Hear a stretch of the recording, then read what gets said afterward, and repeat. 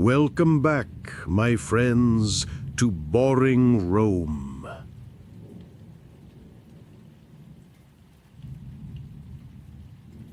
The place where we brush away the golden dust of legend to find the flesh and blood people who lived, loved, and suffered in the shadow of the empire.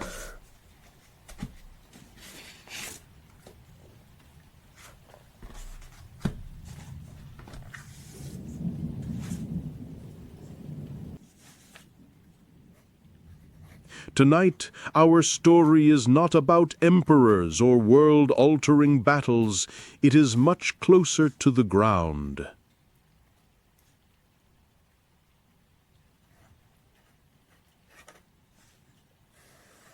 It is the story of a pair of sandals, a set of shoulders, and a heart that beat strong and then grew hard over 25 years of service.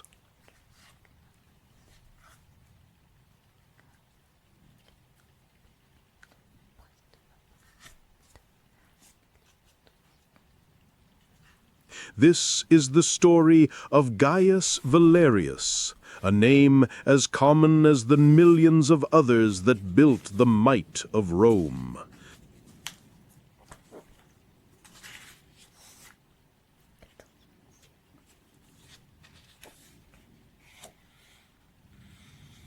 And it begins like so many stories do, not with the clash of a sword, but with an empty stomach.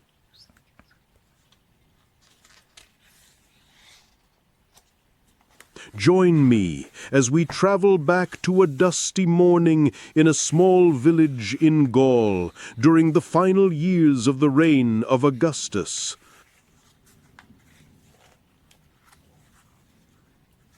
For Gaius, an 18-year-old boy, the future was as hazy as the dirt road in front of his home.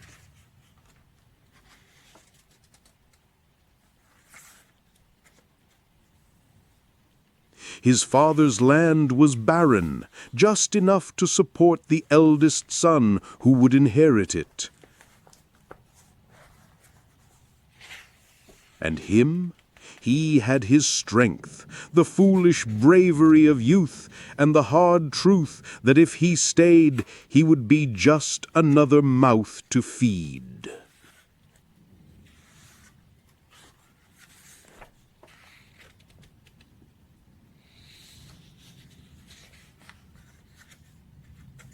But then, one day, a recruiting officer came to the village. He didn't speak of glory. He spoke of practical things. He spoke of the stipendium, a regular salary paid 3 times a year, a sum of money Gaius had never held in his hands. He spoke of the premia, a huge cash bonus or a fertile plot of land upon retirement, enough to start a new life.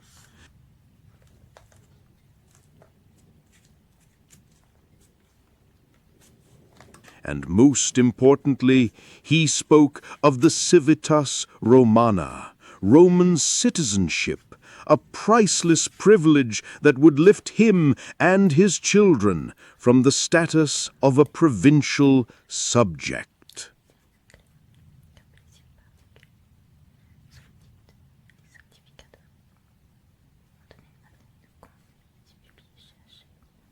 For Gaius, it was not an invitation. It was an escape route.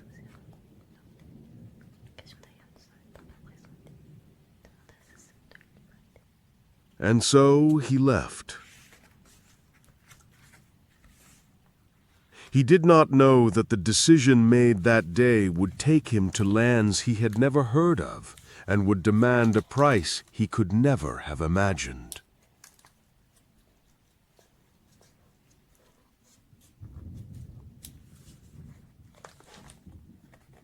When Gaius arrived at the recruitment camp, he faced his first test, the probatio. He was ordered to strip, to stand naked before the officer and a medic. They weren't just looking at his muscles. The medic checked his teeth, peered into his eyes in the sunlight to ensure he didn't have night blindness. He was made to run, to jump, to lift a heavy weight to test his stamina. But the officer was different. He stared into Gaius's eyes, searching for something deeper. He was searching for submission.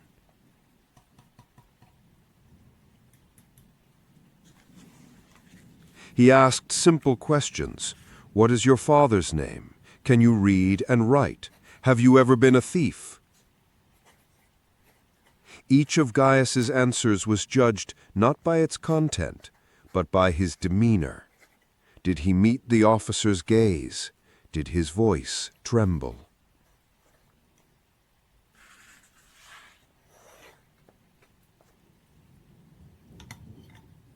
Finally, the officer nodded. He'll do. That single phrase sealed Gaius's fate.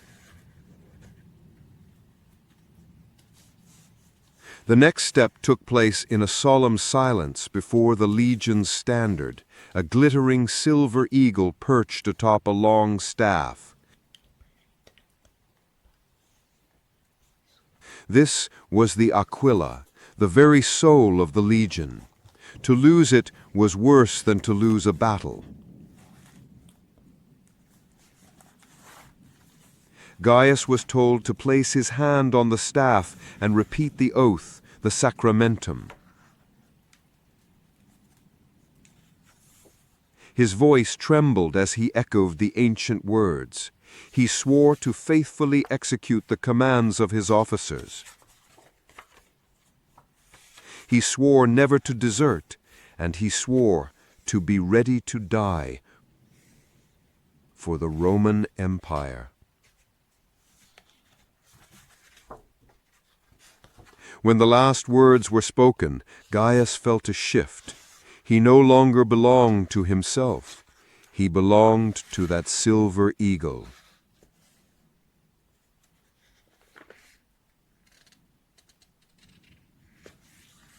But the true transformation came the next day. Gaius and the other recruits were led to a corner of the camp where a charcoal brazier glowed red. A large soldier with calloused hands was pulling a long iron rod from the fire with a pair of tongs. At its tip was the legion's insignia. This was the signaculum, the mark. They were held down. The smell of burning flesh filled the air, screams of agony. When it was Gaius's turn, he clenched his teeth. The searing, tearing pain as the iron was pressed into his upper arm lasted only a few seconds, but it would stay with him forever. It was not just a scar, it was a mark of ownership. Now, no matter where he ran in the world, anyone who saw that mark would know him as a deserter, an oath-breaker. There was no going back.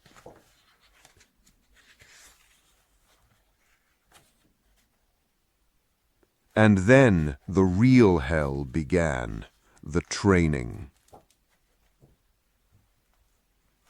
The man in charge of this process was named Lucius Cornelius Scipio, but no one called him that. They called him the Vetus, the vine stick.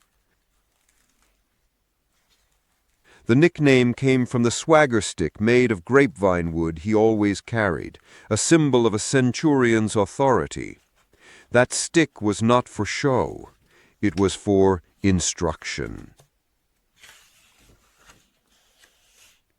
Scipio was a 20-year veteran who had risen from the ranks just like Gaius. He had fought in Germania, in Judea, and he had no patience for weakness.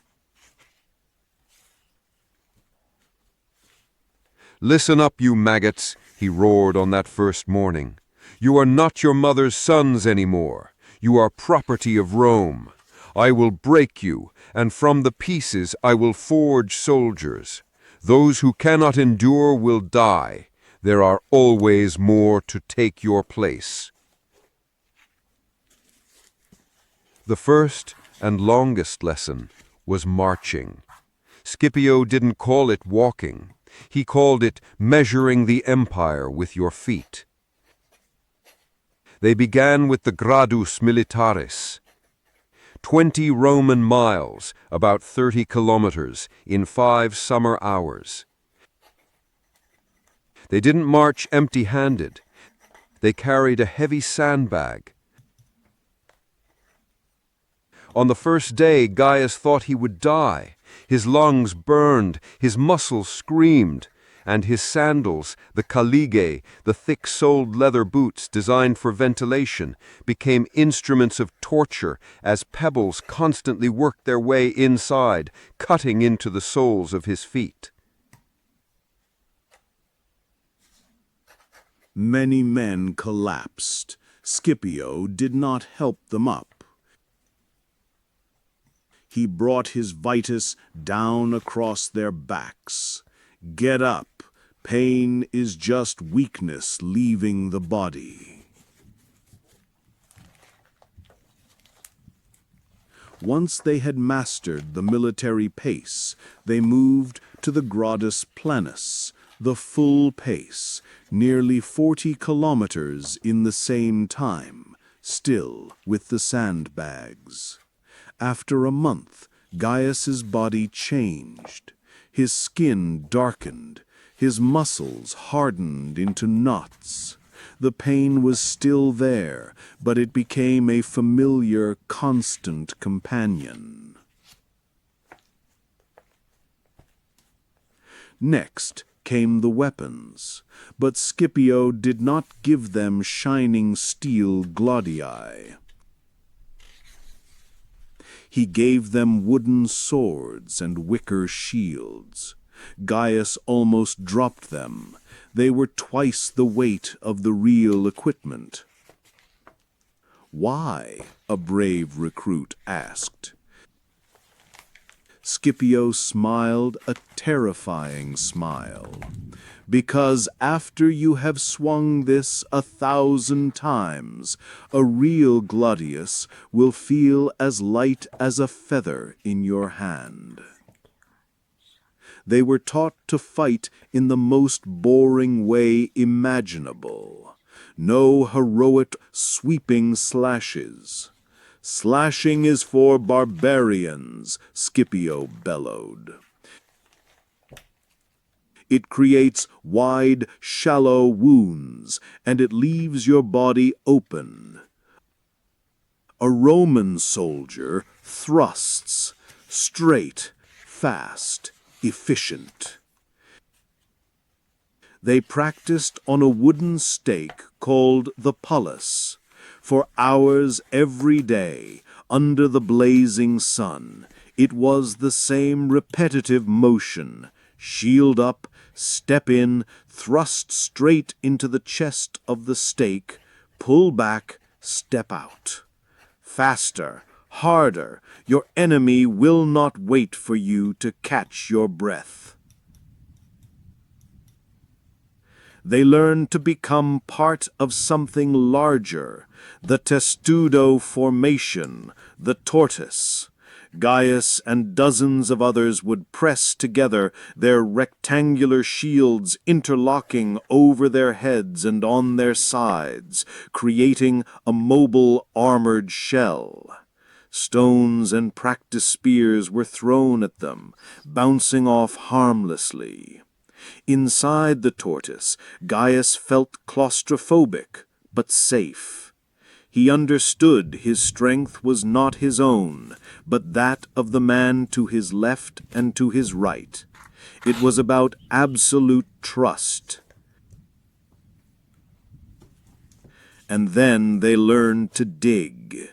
Gaius had never imagined joining the army to do a farmer's work. But it was worse. Every afternoon, after an exhausting day of training, they were marched to an empty field and ordered to build a camp. They had to dig a shoulder-deep ditch, use the earth to build a rampart, and plant sharpened stakes on top. They had to do it at astonishing speed. "The enemy doesn't give you time to rest," Scipio would remind them with his stick. Gaius learned to use a pickaxe, a shovel, and more complex skills. He learned to build a simple wooden bridge over a stream. He learned how to lay a Roman road with its carefully packed layers of stone. He realized that a Roman legion was not just an army. It was a mobile engineering corps. They did not conquer with the sword alone. They conquered with roads, with bridges, with forts. They conquered by imposing order and discipline on a chaotic world. 4 months passed in a blur of agony. Gaius survived.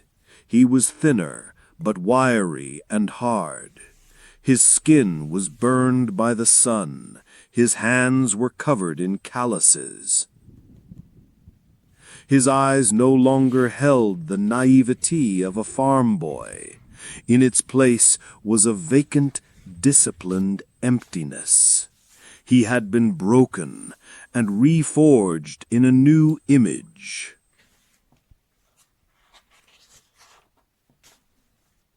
One morning, Scipio gathered them. There was no shouting. He looked at them, a slight nod. "You are no longer maggots," he said. "Now you are legionaries." It was the only compliment he ever heard from him, and it was worth more than any gold coin. The forging was complete. The real part of his life, the endless grind of service, was about to begin.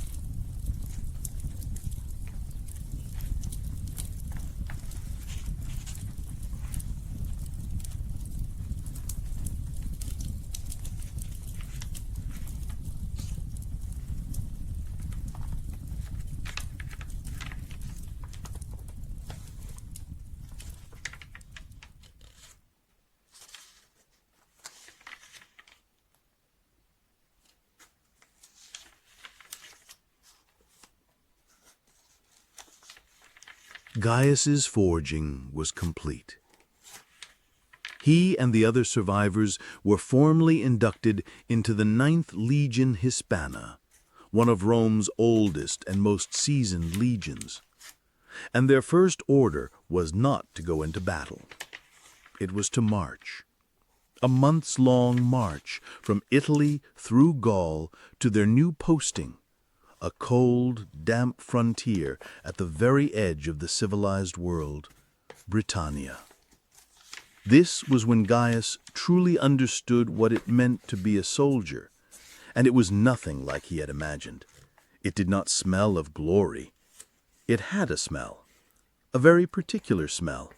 It was the smell of the sour sweat of thousands of men who hadn't properly bathed, the smell of damp leather, the smell of the oil used to rust-proof armor, and above all, the smell of posca.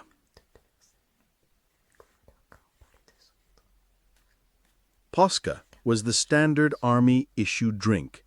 It was, essentially, the cheapest wine, already turning to vinegar, diluted with water. The officers claimed it was healthy, that it purified unsafe drinking water. But to Gaius, it tasted like medicine, and it was the flavor of poverty. He learned a small trick from an older veteran. Add a few bitter herbs to your water skin. It didn't make the posca taste good, but at least it made it taste different. It was a small victory in a long day. And the days were long. The march was an endless cycle, a meditation in physical misery.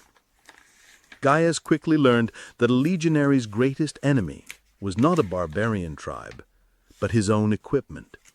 The nearly 100-pound load was known ironically as the impedimenta, the hindrances. Another veteran, a wiry man named Titus with a sour sense of humor, showed Gaius how to pack it. "Listen, kid," Titus whispered one evening. "Never let your cooking pot bang against your sword. It'll clank all day and drive you mad. Shove your cleaning rag between them. And that pickaxe, lash it tight to the pole, or it'll keep hitting you in the back of the head on every downhill slope." Advice like that was more precious than gold. It was knowledge passed down through generations of legionaries, the small secrets to surviving the daily torture.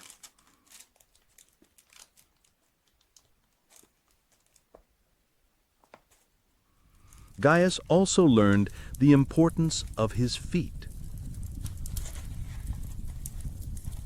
The Caligulae sandals were a marvel of design, but also a nightmare. The iron hobnails on the soles gave them good grip, but they also conducted temperature. Marching on a stone road under the Gallic summer sun, Gaius felt as if the soles of his feet were being slowly cooked. On cold mornings, the nails were like ice. Every evening, the most important ritual was not eating, but foot care. He would soak them in cold water if he could find it, rub them, and inspect every blister. An infected blister could make him fall behind, and nobody wanted to fall behind.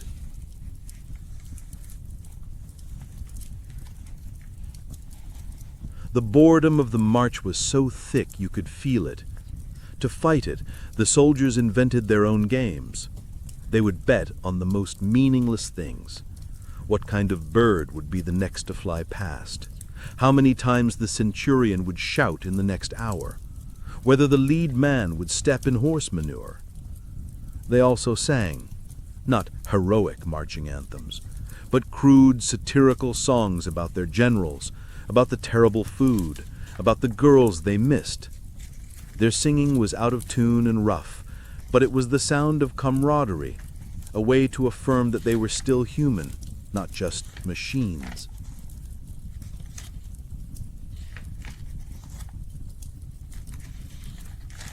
And then every evening came the work of building the camp. It was done with a terrifying efficiency. Centurion Scipio would never accept a crooked ditch or a sloppy palisade. He'd roar, "A careless camp is an invitation to the barbarians. It tells them we are tired and sloppy, and they will come. Dig as if your life depends on it, because it does."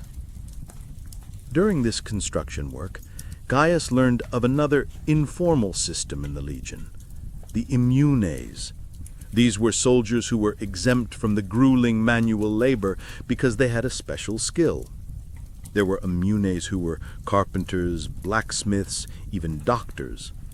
Gaius envied them. But he also learned that being an immunis had its own price. The blacksmith had to work by a scorching forge even on the hottest days. The doctor had to deal with horrific wounds.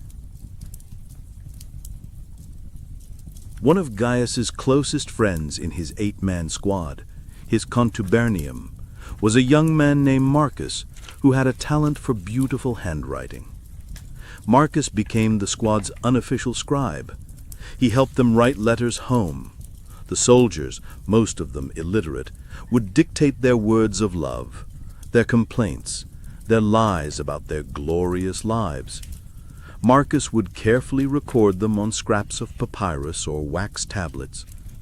Then they would have to find a merchant or a messenger heading south to carry the letters with the faint hope they would reach their destination in a few months. For Gaius, receiving a letter from home was a rare and precious event, a thin thread connecting him to the world he had left behind.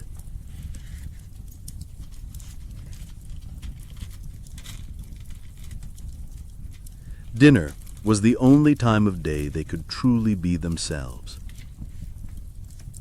Gaius's squad, 8 men crammed into a single leathered tent, was like a strange family. They shared their monotonous grain porridge, which they sarcastically called Caesar's delicacy. They complained about Centurion Scipio. They told exaggerated stories of their own prowess, and they gambled. Gambling was forbidden in the army, but it was everywhere. They played with dice made from animal bones. They bet their few sestertius coins. Gaius usually lost, but he still played, because for those few minutes he could forget his reality. He could feel a sliver of excitement, a sliver of control over his own fate. It was a life of contradictions. They were the builders of empire, but they lived in temporary tents. They brought the Pax Romana, the Roman peace, to new lands, but their own lives were a brutal cycle of labor and discipline.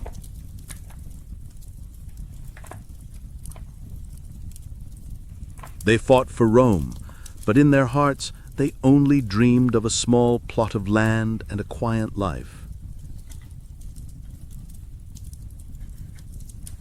And so the cycle continued. Wake, eat, march, build, eat, sleep, watch. Day after day, week after week. The monotony was no longer an enemy. It became the very nature of existence. Gaius learned to find the smallest joys, a day without rain, a night without guard duty, or an onion that Titus had managed to steal from a local farm. He was becoming hardened. He no longer remembered much of his previous life. The smell of damp earth, the taste of Pascha, the weight of the pack on his shoulders, that was the real world. He was becoming part of the machine, and he did not know that the machine was about to carry him to a place where the boredom ended and a completely different kind of horror began.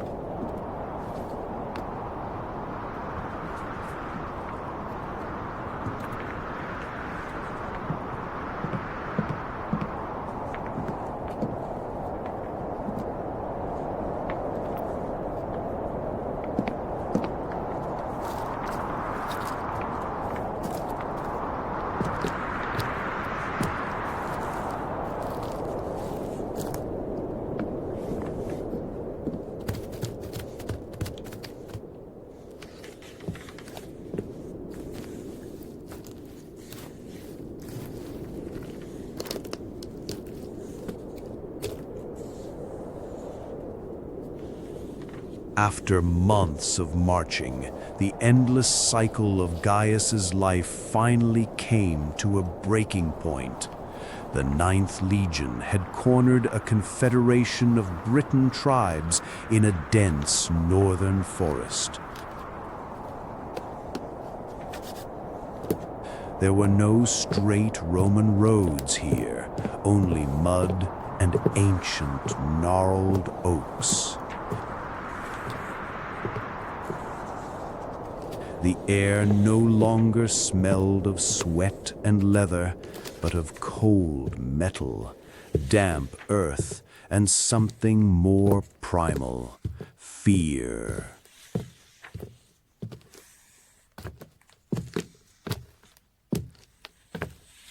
Centurion Scipio was no longer shouting. His voice was now low and sharp. "Tonight, sharpen your swords. Check every nail on your sandals. Sleep if you can, because tomorrow many of you will not see the sunset." It was a sleepless night. Gaius sat in his tent, running a whetstone along the edge of his gladius. It didn't feel light as a feather anymore. It felt cold and heavy. He thought of his family. He wondered if the letter Marcus had written for him months ago had ever arrived. But there were fears more real than the enemy ahead. There was the fear of Rome's own discipline. Gaius had seen it. A few weeks prior, a young recruit, terrified, had fallen asleep on watch. He wasn't beaten by Scipio's vine stick. The punishment was far more brutal. It was called the fustuarium.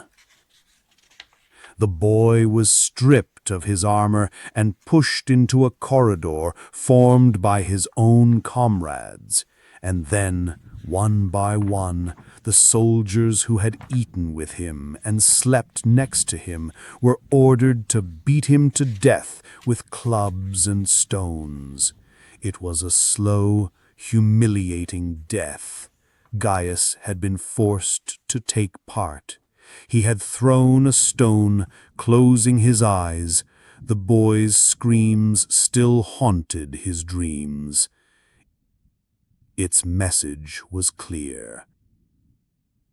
The failure of one was the failure of all, and the legion would purge its own weak links. It was better to die at the hands of the enemy than at the hands of your brothers. And there were punishments for the collective. If a unit fought poorly, they could face decimation. 1 in every 10 men, chosen by lot, would be beaten to death by the other 9. It was a terrifying lottery, a reminder that courage was not just for victory, but for preserving the lives of yourself and your friends.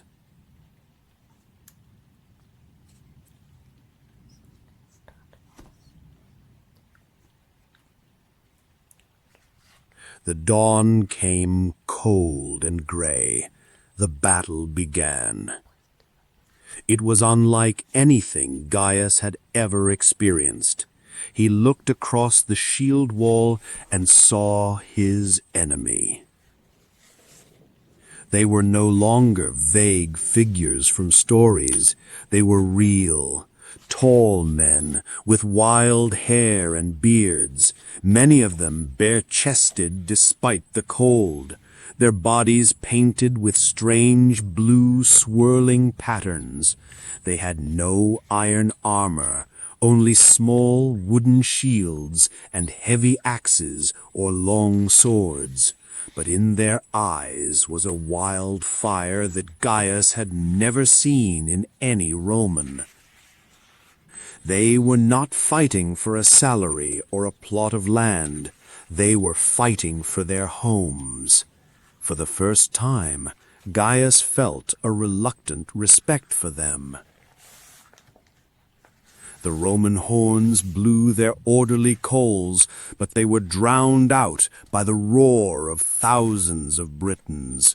They didn't fight in lines. They were a tidal wave of fury. "Hold the line," Scipio roared. The first wave of Pila was thrown. Gaius felt a satisfying thud as his javelin slammed into the wooden shield of an onrushing warrior. As designed, its soft iron shank bent downwards, making the shield a heavy, useless encumbrance. But then they hit. The impact almost took Gaius's breath away. It was a wall of flesh, shield slamming against shield. He could see nothing but the shield in front of him and the hate-filled eyes of the enemy in the gap above it. The smell of blood, sweat, and stale breath filled his nostrils. He acted on instinct, thrust, recover, block. He didn't know who he was stabbing or if he connected. He just knew that if he stopped, he would die. Next to him, Titus, the humorous veteran, gave a choked cry and fell, a spear through his throat. The spear was not a mass-produced pilum.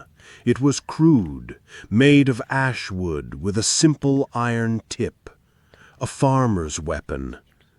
Gaius had a sickening realization.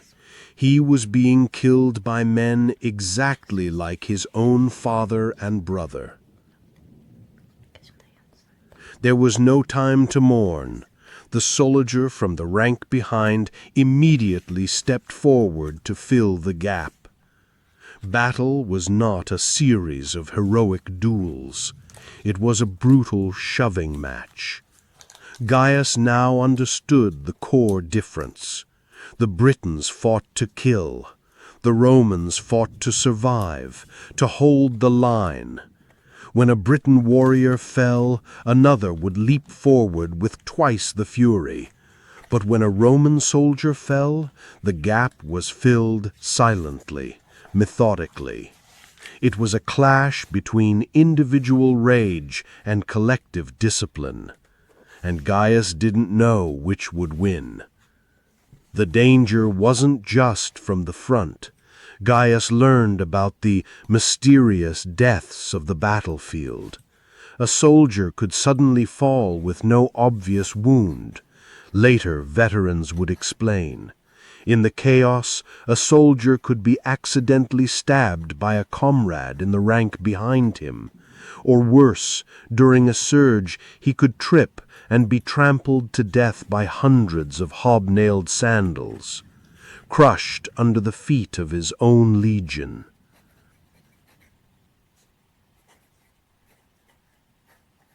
Gaius was lucky. He survived.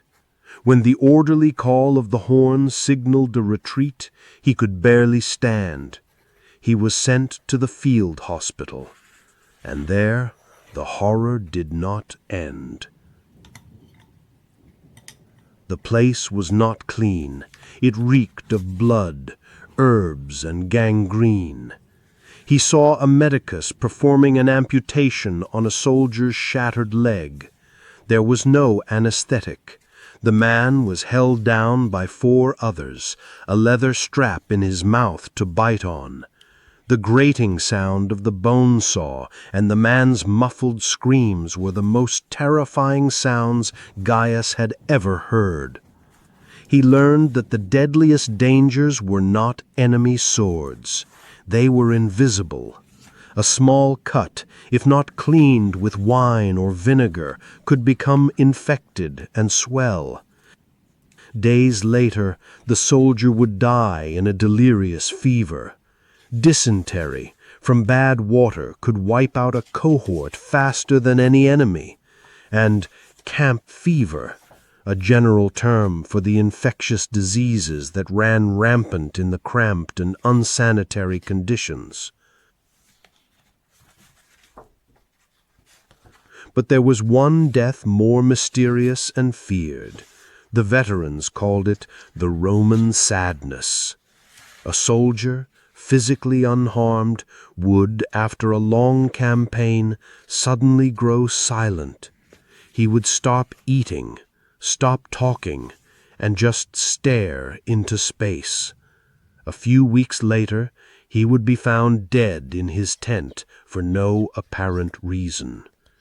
It was a collapse of the spirit, when the will to live had been completely eroded by the grind of war. Gaius saw all of this. He survived the battles, the harsh Britain winters, the diseases, and the ever-present threat of the Roman sadness.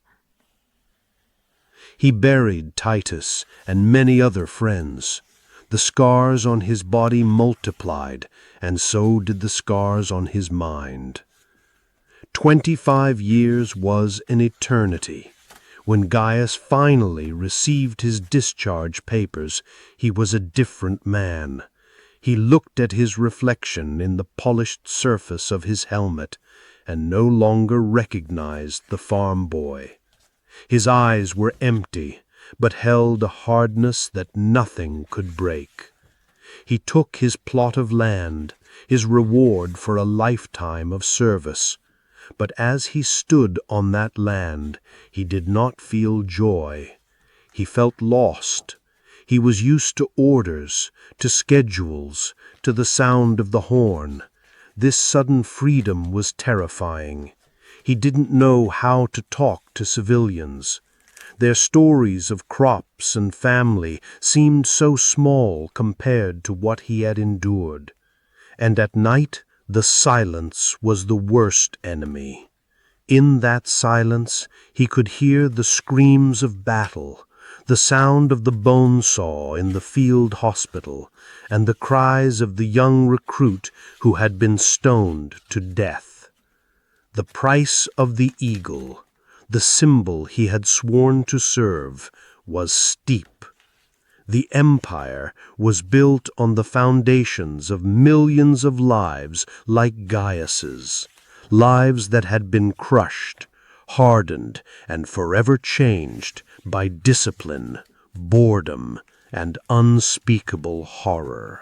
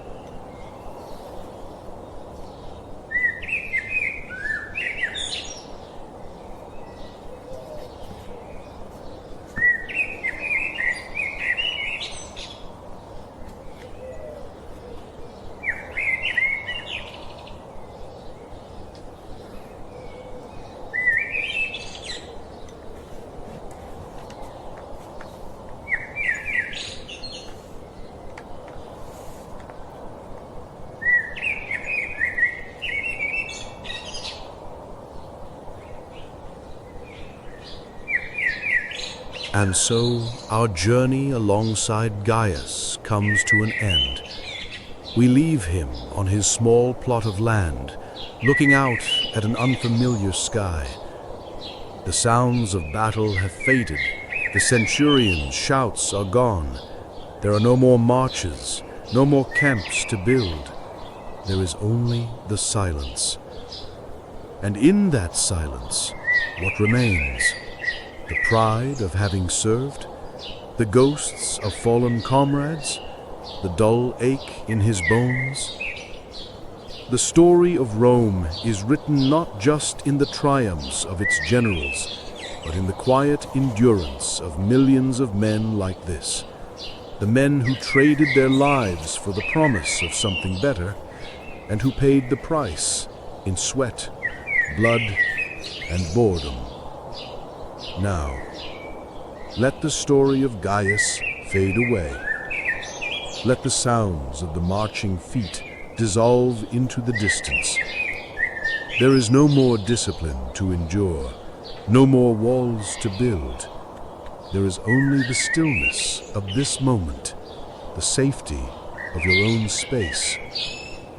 Feel the weight of your own body at rest, heavy and calm. Feel the rhythm of your own breath, in and out, a simple, natural cycle. Let go of the day. Let go of all the thoughts and all the worries. You have marched far enough. The work is done. It is time for rest, a deep and peaceful rest, deserved and earned. Sleep now.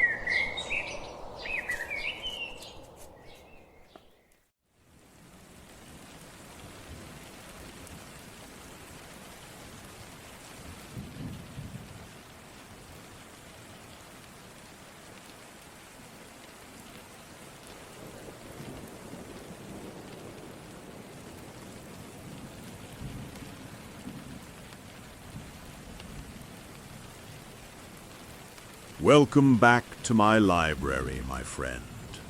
Tonight, I want to show you something.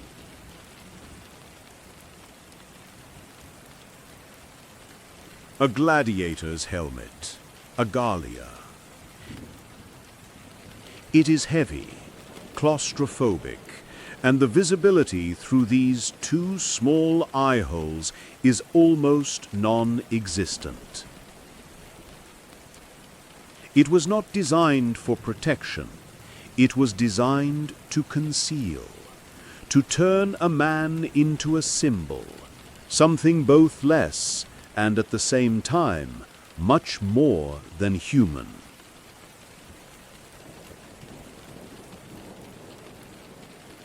When you hear the word gladiator, what do you think of? Russell Crowe, yes? A fallen general fighting for honor, avenging his family. A magnificent story. It is also almost entirely wrong. The truth of the gladiator is far more boring. Tonight, we are not just telling a story, we are opening a living dictionary, turning each page in the life of a gladiator, from the moment he was captured until the moment he was freed or killed. Let us explore the world of a man we shall call Crixus, a Thracian warrior.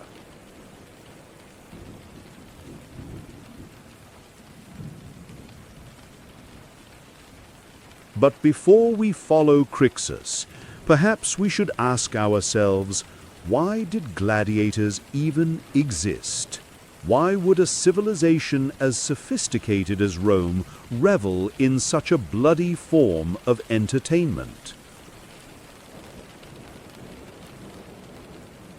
The answer, like so many things in Rome, begins with religion and rituals for the dead. The very first gladiatorial combats, known as munera, were not public spectacles. They were private, solemn funeral rites held by aristocratic families to honor a deceased patriarch.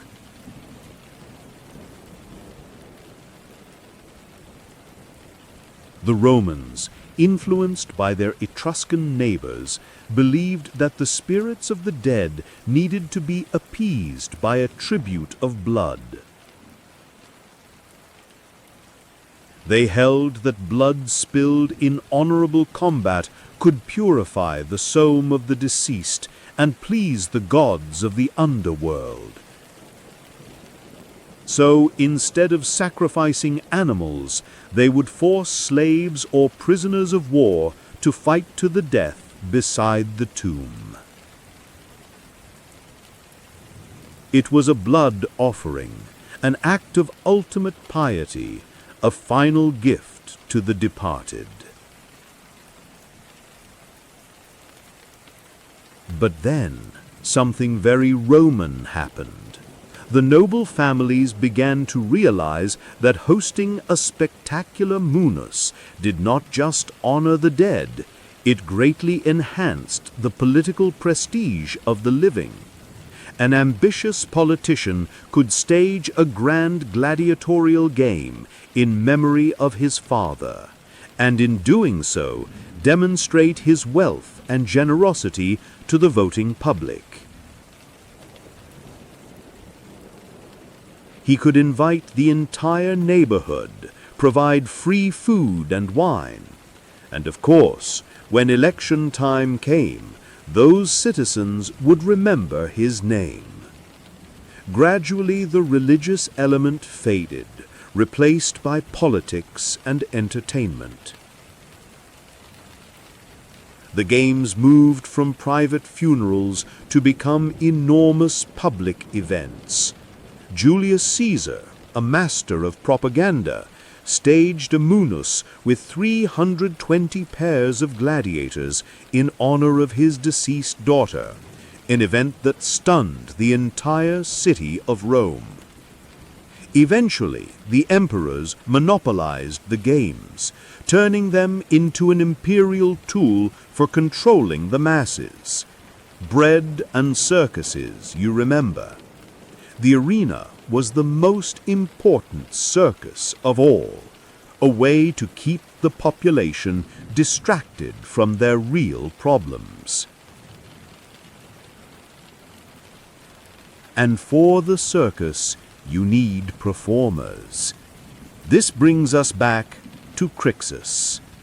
There were 3 main roads that led a man like him to the ludus, the gladiatorial school. The most common road, and the one Crixus walked, was that of a prisoner of war. When the Roman legions conquered a new land, like Crixus' native Thrace, thousands of healthy fighting men were captured. They were considered spoils of war, a physical prize of victory. Instead of being executed en masse, the finest physical specimens, the very men who had fought most bravely against Rome, were now selected to become Rome's entertainment. They were sold to the lanistas, the owners of the gladiatorial schools.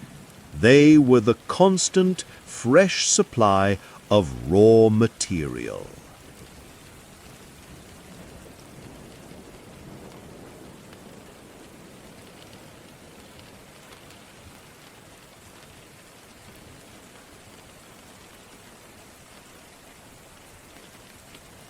The second road was that of a condemned slave.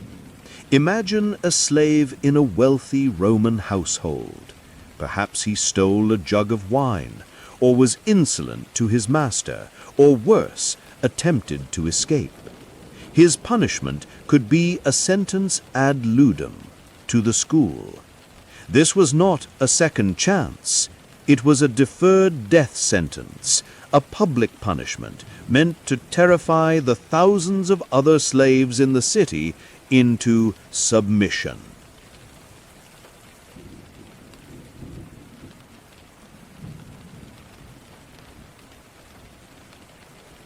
And the third road, the strangest of all, was that of the volunteer.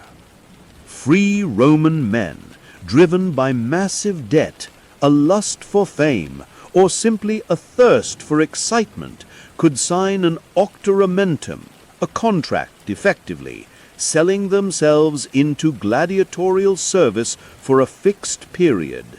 They surrendered their freedom for a large sum of money and a chance for stardom. They were called octorati, and though they were free citizens, inside the ludus they were treated just like slaves, subject to all the same rules and punishments.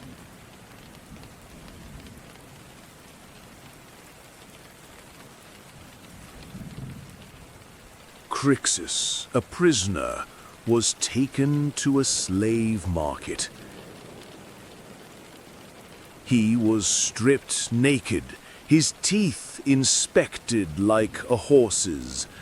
A plaque, a titulus, was hung around his neck, detailing his origin, Thracian, his age around 20, and any skills experienced with a sword. And then a lanista noticed him. He did not look at Crixus's courage. He looked at his potential for profit. Crixus was purchased, branded with a hot iron, and chained to a cart bound for his new home, the place where he would be reborn or destroyed.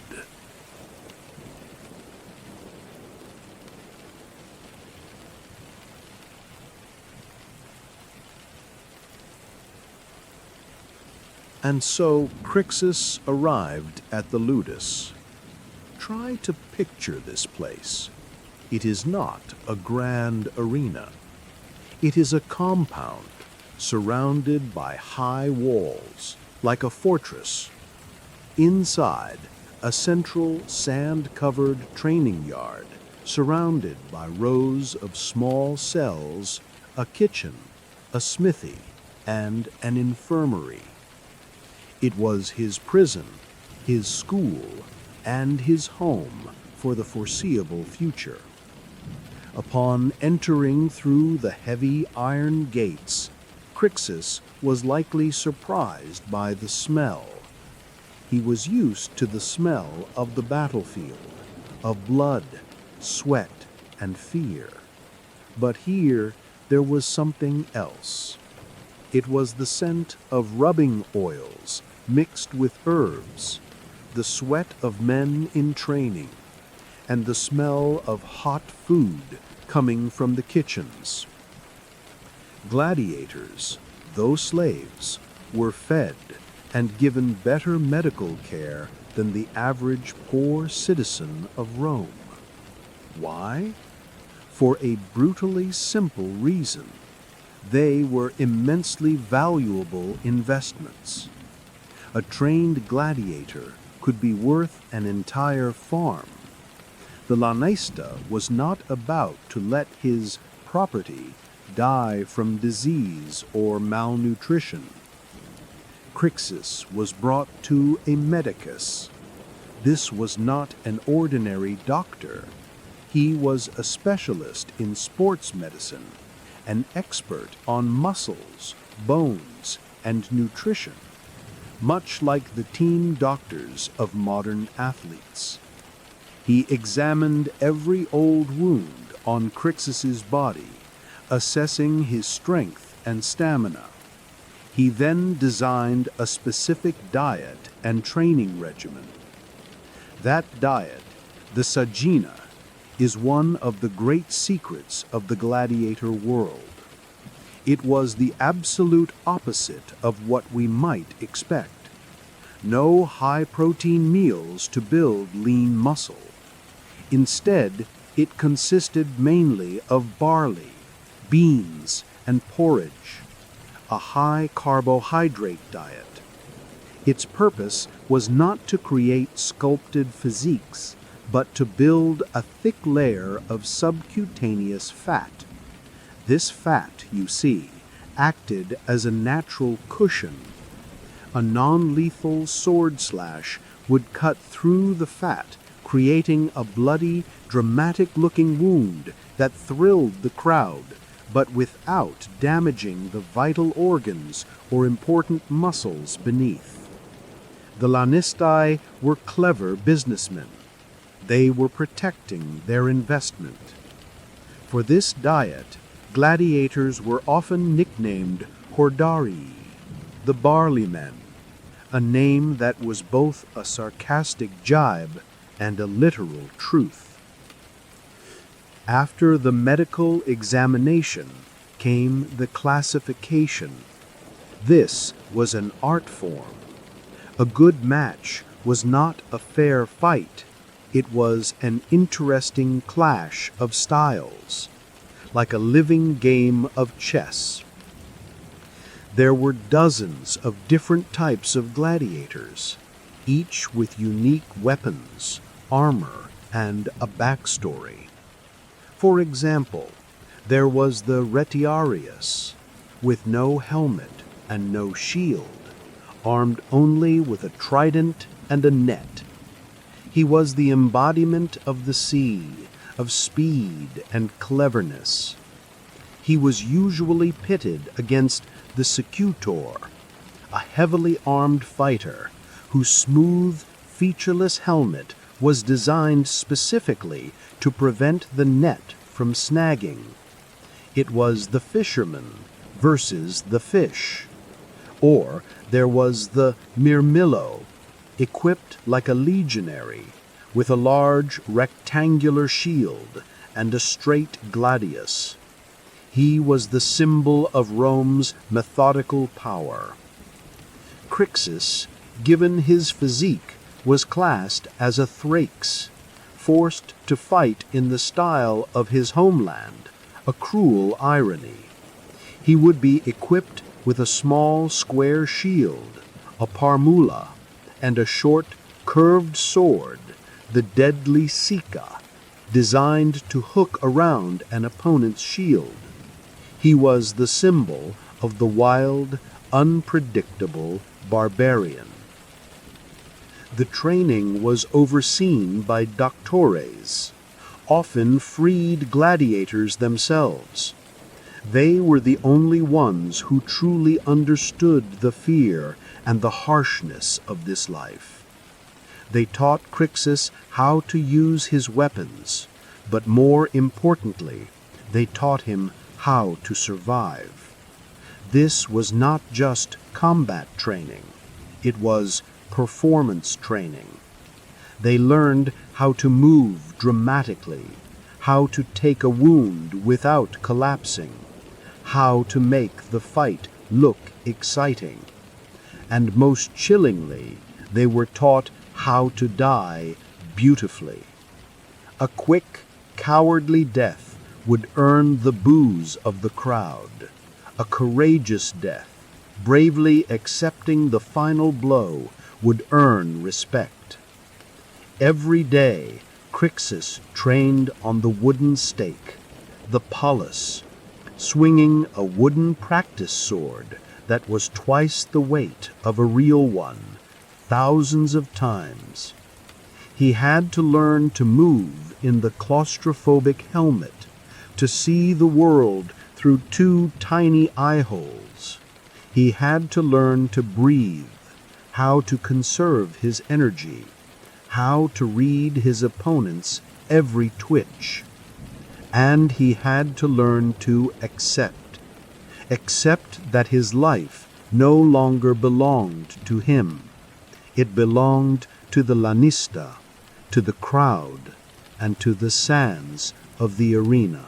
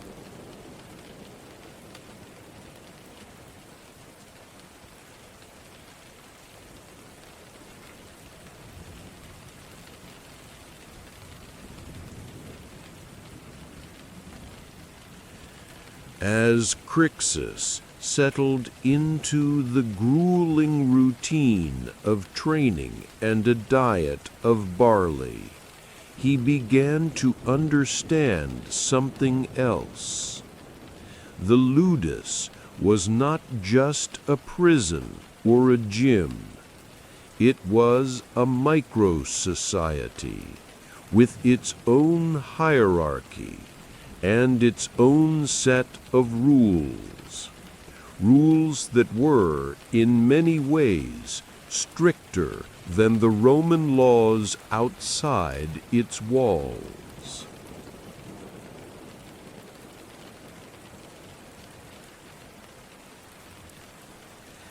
At the very bottom of this social ladder were the novitiates, the new men, like Crixus.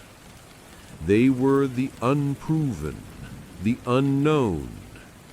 They received the worst food rations, the most squalid living quarters, and were often tasked with the menial chores. They were the ones who had to clean the weapons, rake the training yard, and endure the contempt of the veterans. Above them were the experienced gladiators, the veterani. They were ranked in a complex system known as the polis.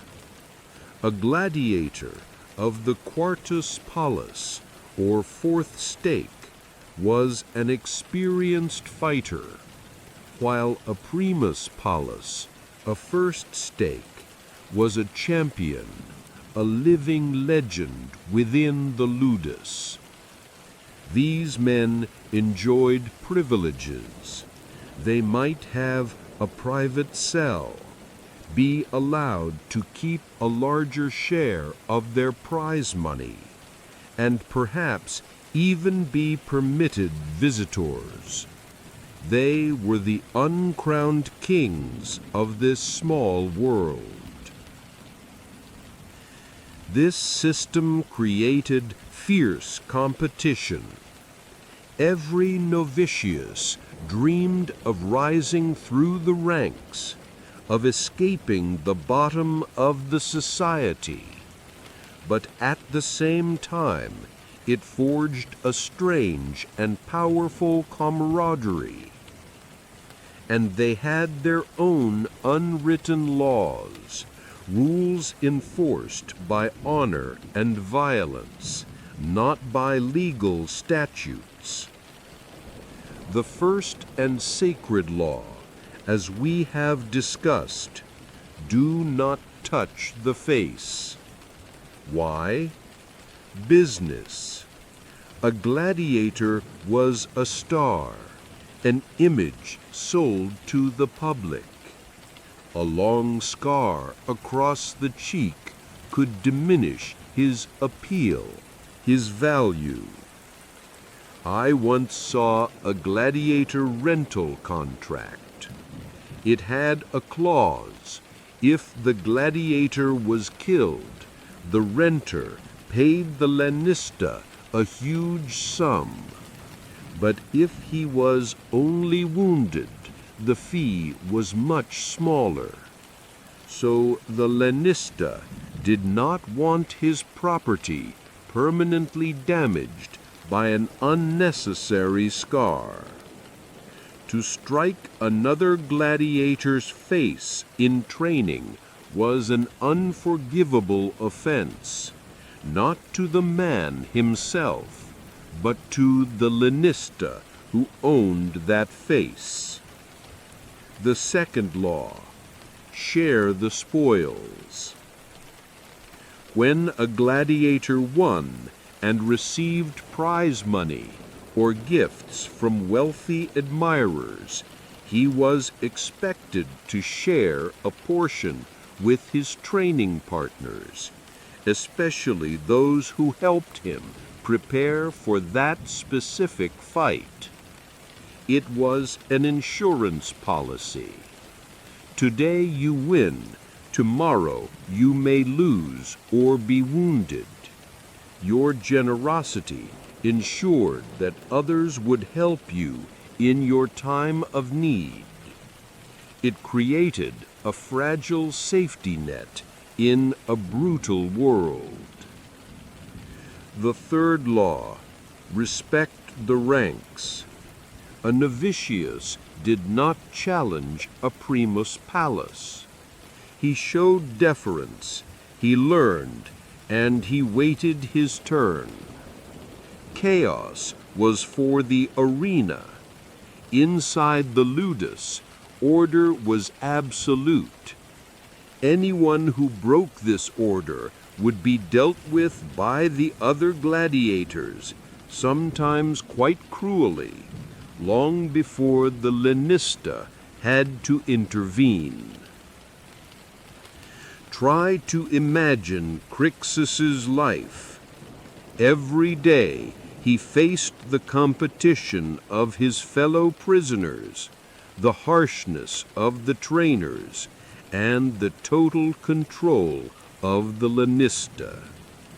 Yet, in this environment, close bonds were still forged. He might find a friend, a fellow countryman, someone he could trust. They would share their barley porridge together, tend to each other's wounds, and they would face death together. That is why they formed unions or collegia. These were small mutual aid societies, like small guilds. They would contribute a small part of their prize money to a common fund. This fund wasn't just for extra wine or better food. Its primary purpose was to ensure that if a man died, he would receive a proper burial. To a Roman, to be left unburied was a terrible fate, for the soul to wander forever. The tombstone was the final proof of a man's existence. It would be inscribed with the gladiator's name, his origin, his type, and most importantly, his record. For example, fought 15, won 12. It was a small, moving attempt to retain a sliver of dignity, to prove that they had lived and fought and been someone.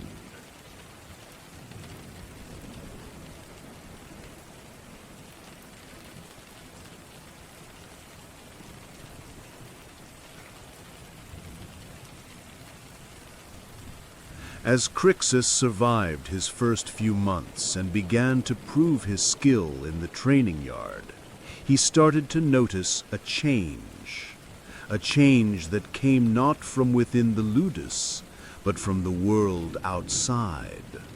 He was becoming famous, and this perhaps is the strangest and most cruel paradox in the life of a gladiator.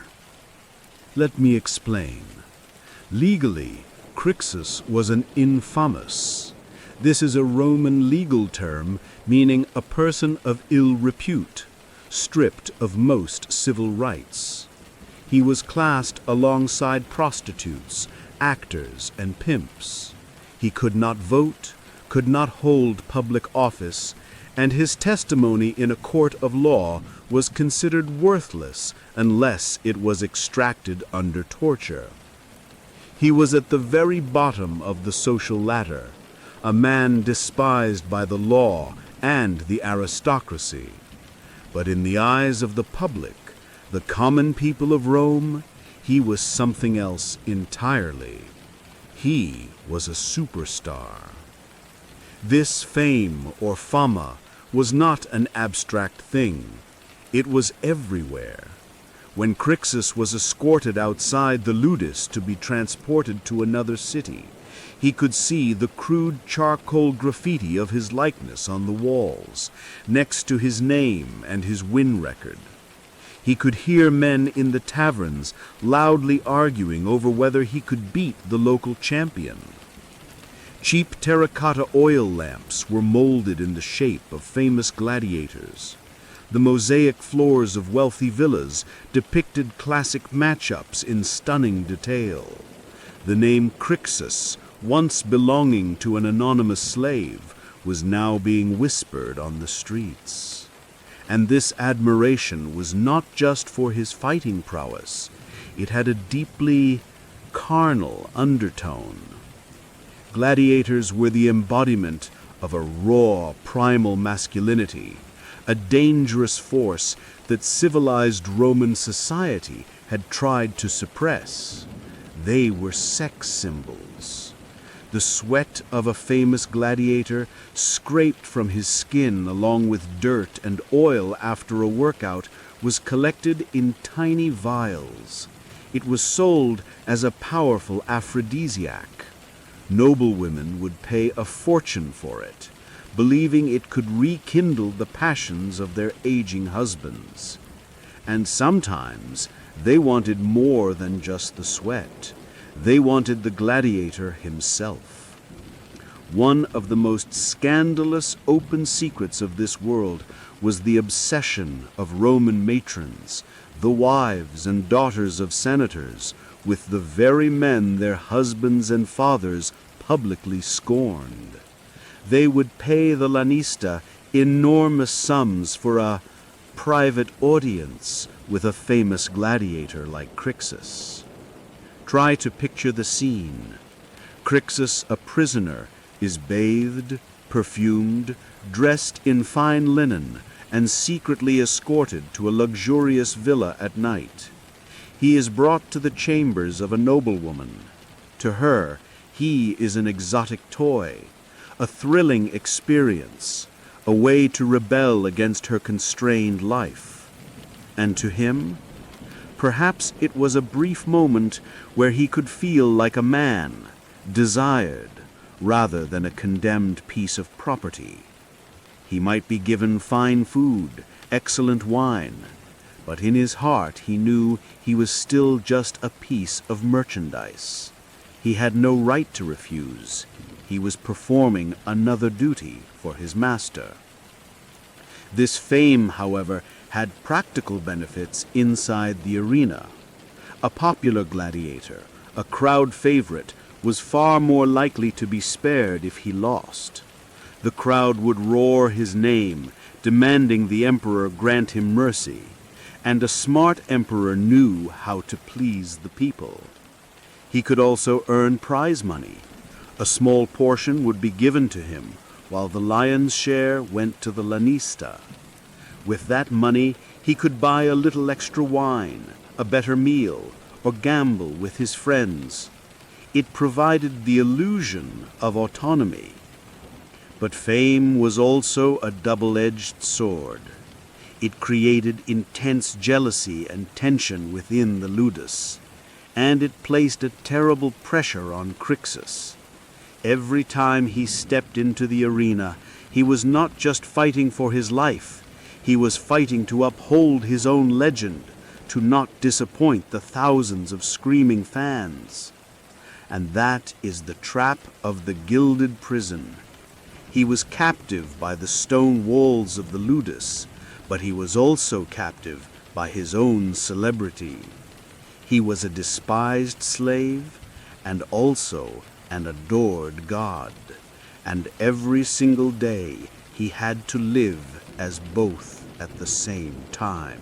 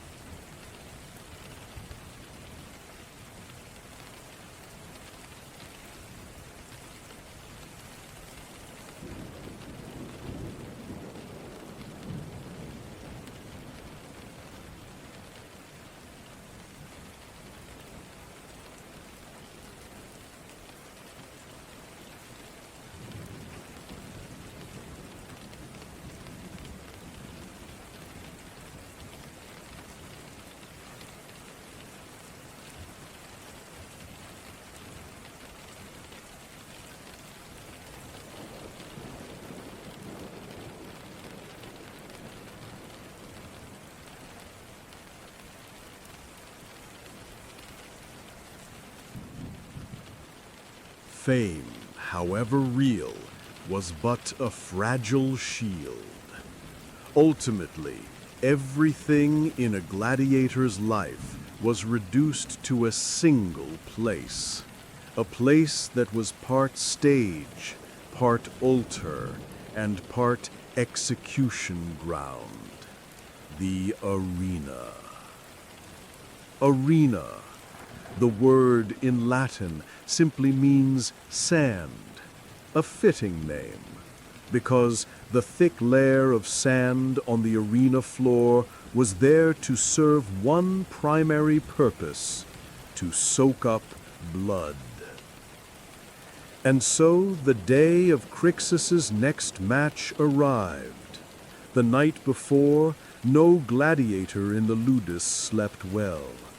It was not a loud fear. It was a heavy, tense silence. Crixus likely lay on his stone cot, staring into the darkness, listening to the distant, muffled roars of the wild beasts, starved and agitated in the dungeons beneath the Colosseum. On the evening before the games, there was a public ritual called the Cena Libera, the free dinner. The gladiators scheduled to fight were given a lavish banquet, and the public was allowed to come and watch them eat. For the spectators, it was a thrilling opportunity to see their fighting gods up close. They would point, whisper, and place their bets. But for the gladiators, it was a bizarre experience. They were like prized animals being fattened up one last time before the sacrifice. Many ate and drank heartily, trying to enjoy their final moments. But others, perhaps like Crixus, would have just pushed the food around their plate, their stomachs tight with anxiety. On the morning of the games, the spectacle began. But before the gladiators fought, the arena hosted other events to warm up the crowd. The morning session usually began with the venetanias, the wild animal hunts. Hundreds of exotic beasts from every corner of the empire.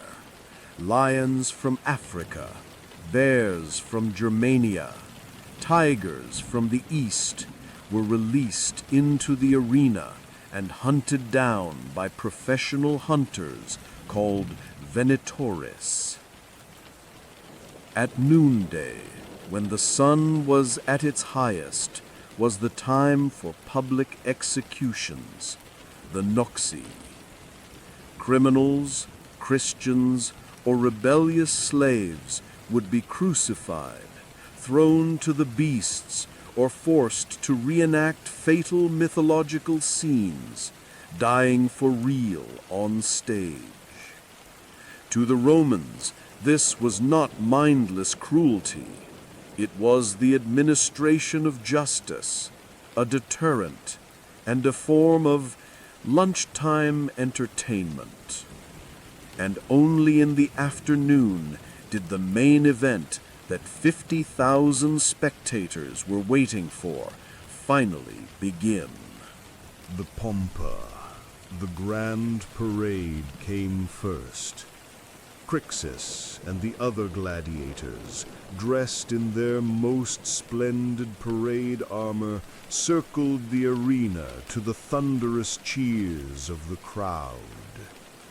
They stopped before the emperor's box, raised their weapons, and chanted the classic line, Ave Imperator, moritori te salutant. Hail, Emperor, we who are about to die salute you. Do you know the boring truth about that famous phrase? It is only recorded as having been said once in all of Roman history. and not by professional gladiators, but by a group of condemned prisoners forced to fight in a mock naval battle. But it was too dramatic, too perfect, so we have all assumed it was always said. History, you see, is often no match for a good story. Crixus's match began. His opponent was a Mirmillo. As the iron gate creaked open and he stepped out into the blinding sunlight of the arena, the roar of the crowd hit him like a physical wall. He could hear nothing clearly, just a constant deafening hum. The fight was not a dance of swordsmanship like in the training yard. It was a clumsy, exhausting, desperate struggle. The sand shifted underfoot. The heavy helmet restricted his vision and his breathing, the sound of his own ragged gasps echoing in his ears. After just a few minutes, both men were panting, sweat mixing with the blood from minor cuts. And then Crixus made a mistake. He slipped on a patch of blood-soaked sand. The Mirmillo instantly capitalized on the opening, kicking his sword away and pressing him down onto the ground. This was the moment of truth, the moment every gladiator dreaded. Crixus, as was the rule, let go of his shield and raised the index finger of his left hand. It was the signal for mercy, the missio. He did not look at his opponent. He looked up at the crowd. He looked towards the emperor. His fate was no longer in his hands. It was in the hands of 50,000 screaming people. We often talk of the thumbs-down gesture, the pollice verso, to signal death. Another myth, likely from a 19th century painting. The reality was more complex.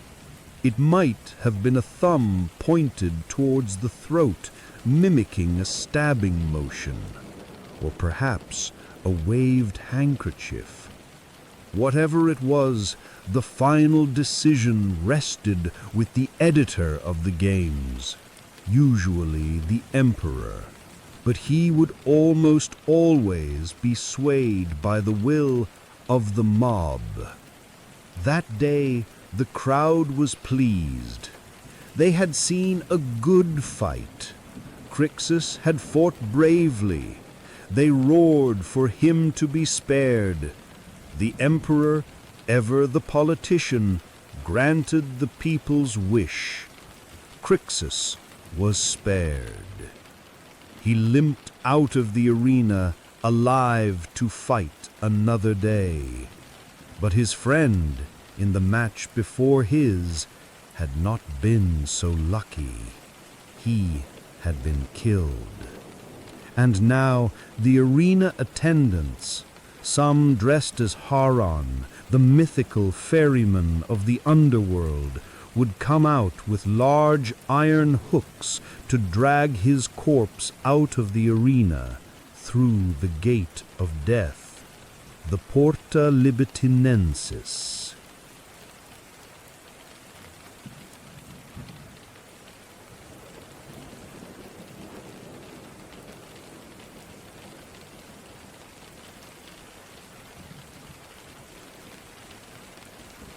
So Crixus survived.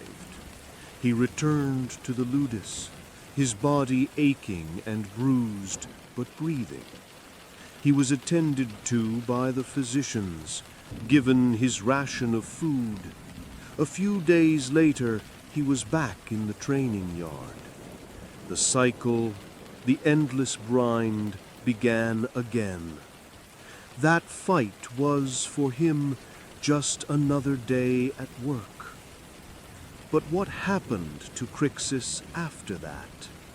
History, you see, rarely bothers to record the names of men like Crixus. He was just one of thousands upon thousands of gladiators who spilled their blood on the sands of arenas across the empire. Perhaps in his next match, or the one after that, his luck ran out. Perhaps the crowd had grown bored of him, or the emperor was in a foul mood. Perhaps he was killed, and the tombstone he had helped pay for with his own winnings finally served its purpose. Or perhaps Crixus was one of the exceptionally rare ones, a man who was skilled, lucky, and beloved by the public.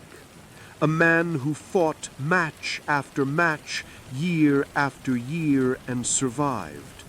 For such a man, there was a way out. After many years of service, if a gladiator had proven his supreme courage and skill, he could be awarded the rudis. This is a replica. The rudis was a simple wooden sword, identical to the one they used in their first days of training. But this sword carried an entirely different meaning. To be awarded the rudis was a grand public ceremony held in the arena before thousands of spectators. It was the symbol of freedom. A gladiator who received the rudis was released from his oath. He was no longer a slave. He was a free man. But was freedom truly freedom? This, perhaps, is the final and most tragic secret of a gladiator's life. Many gladiators, after being freed, returned to the ludus to work as trainers, as doctores. Some even volunteered to fight in the arena again. Why? Why would a man who had escaped hell voluntarily walk back through its gates? It is a psychological tragedy, one that we in our modern world can perhaps understand. Imagine you have lived for 10, 15 years in an environment where every aspect of your life is decided for you. Your life is dangerous, but it is brutally simple. You are told what to eat, when to sleep, whom to fight. Every major decision is made by someone else. And then, suddenly, you are thrown out into the real world, a world that demands you make your own choices. You have no skills other than fighting. You do not know how to be a carpenter, or a farmer, or a merchant. Your entire life has been dedicated to a single, violent purpose, and now that purpose is gone. And society, which once adored you, now shuns you. You are forever branded by the past of an infamous, a former slave, a man who entertained through violence. The noble women who once paid to sleep with you would never invite you to their home for dinner. The ludus, your former prison, suddenly becomes the only place in the world where you feel you belong. There, other men understand what you have been through. They bear the same scars. They speak the same language of survival and death. They returned not because they loved the violence, but because they were terrified of freedom. The life of a gladiator, in the end, was not a story of glory. It was a boring story of survival in a gilded prison, a world where you were a despised slave and also an adored god. And every single day you woke up not knowing if you would live or die. This helmet, It is silent now. It no longer hears the roar of the crowd. It rests here in my library, a mute witness to the forgotten lives, the stories that were buried under the arena's sand. Now, let the sounds of the arena fade away. No more clash of swords, no more cheers, only the stillness, the peace that men like Crixus perhaps only found in sleep or in death. Let that stillness surround you. Sleep well.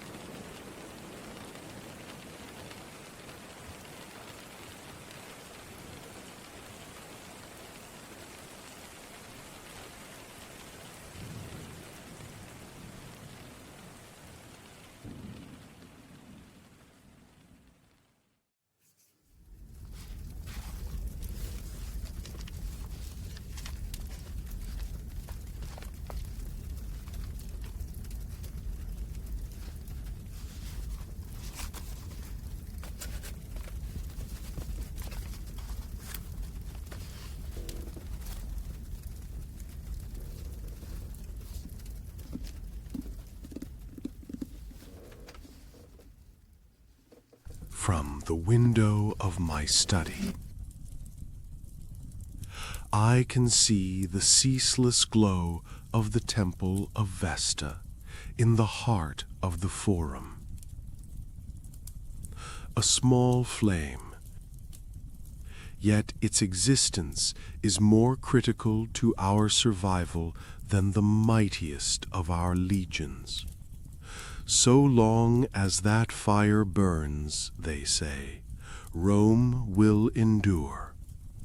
It is the city's beating heart, a promise of eternity, a direct link to the goddess of the hearth and home.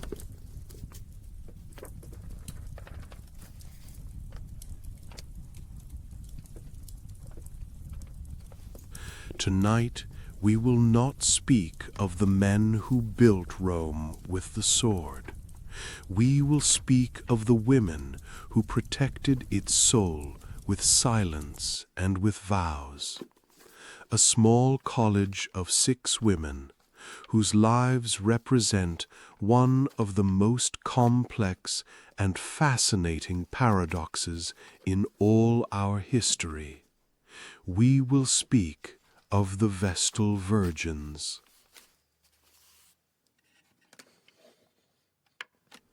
In a society where a noble woman's primary role is determined from birth, to marry, bear children to continue a family line, and manage a household under the authority of a man, the Vestals were a living anomaly.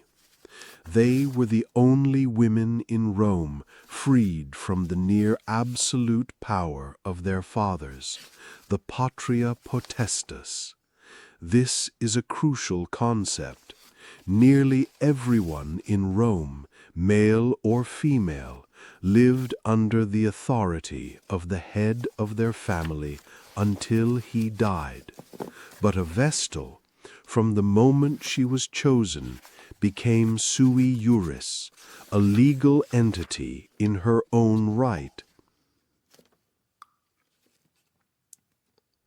They were permitted to own property, inherit wealth, and to write a will, rights most married women did not possess. They held the most honored seats at the games and public ceremonies. When they walked in public, a lictor would walk before them, clearing a path. Even the highest consuls, the supreme magistrates of the state, were required to bow their heads and lower their fasces, the symbols of their power, to make way. If a condemned man on his way to execution happened to cross the path of a Vestal, he was immediately pardoned. They were, in many ways, the most powerful and free women in Rome. But that freedom, if one examines it closely, was purchased at an unimaginable price. It was built within a prison of ritual and a terrifying oath. The Stoic philosophy teaches us that the true prison is not one of stone walls, but of the mind's attachments, and the life of a Vestal is a profound lesson in this.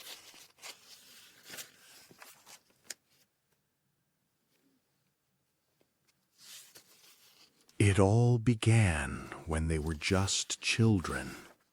A girl was chosen to become a Vestal when she was between the ages of 6 and 10. Try to imagine that. A child still playing with her dolls, still in need of her mother's comfort, suddenly thrust into the very center of national religious life. The criteria for selection were incredibly strict. She had to be a patrician of pure, noble Roman blood. Both of her parents had to be alive, a sign of a fortunate and complete family. And most importantly, The girl herself had to be physically perfect. She could have no blemishes, no speech impediments, no hearing problems. She had to be a perfect offering for the goddess, without flaw.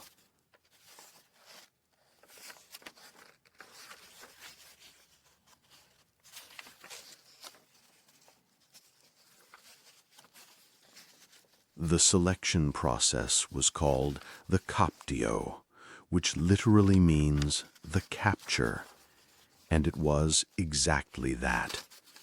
The high priest, the Pontifex Maximus, the supreme head of Roman religion, would personally choose the candidates from a list of 20 eligible girls nominated by noble families.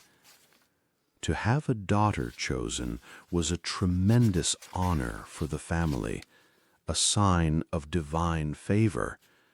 But for the child, it was a permanent separation. Picture the ceremony.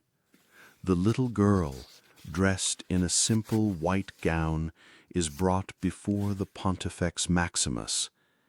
He takes her hand, her small hand lost in his, and he recites an ancient formula, almost a spell. Amata, te capio. Beloved one, I capture you. The name Amata is an honorific, but the word capio is the same verb used to capture a prisoner in war or to seize property. In a single sentence, the child was both honored and taken captive.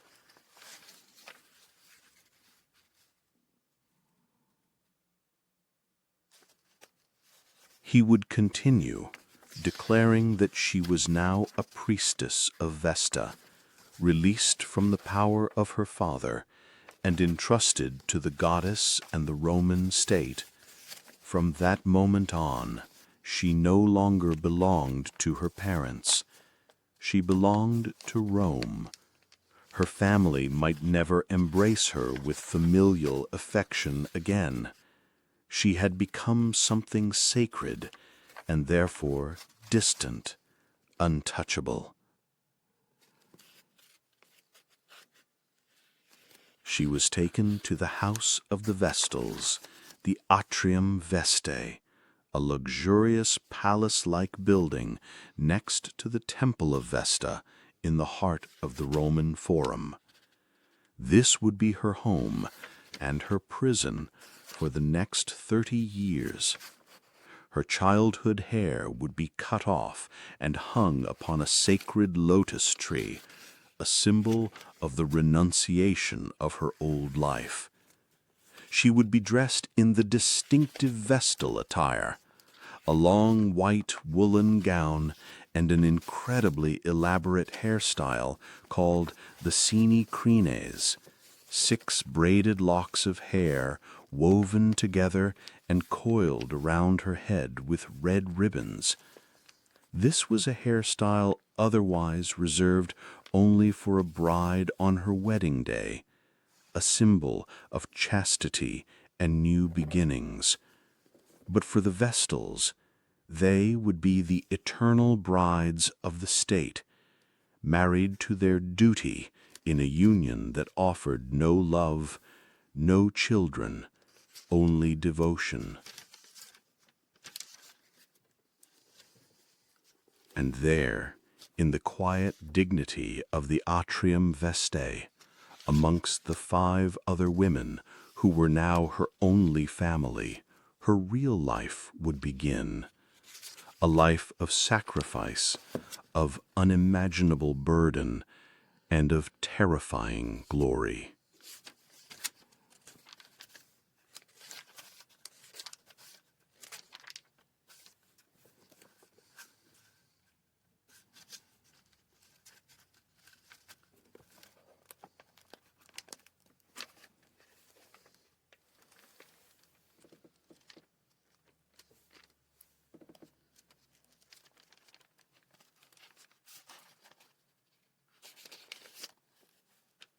And so the new Vestal, whom we shall call Livia, entered her new world.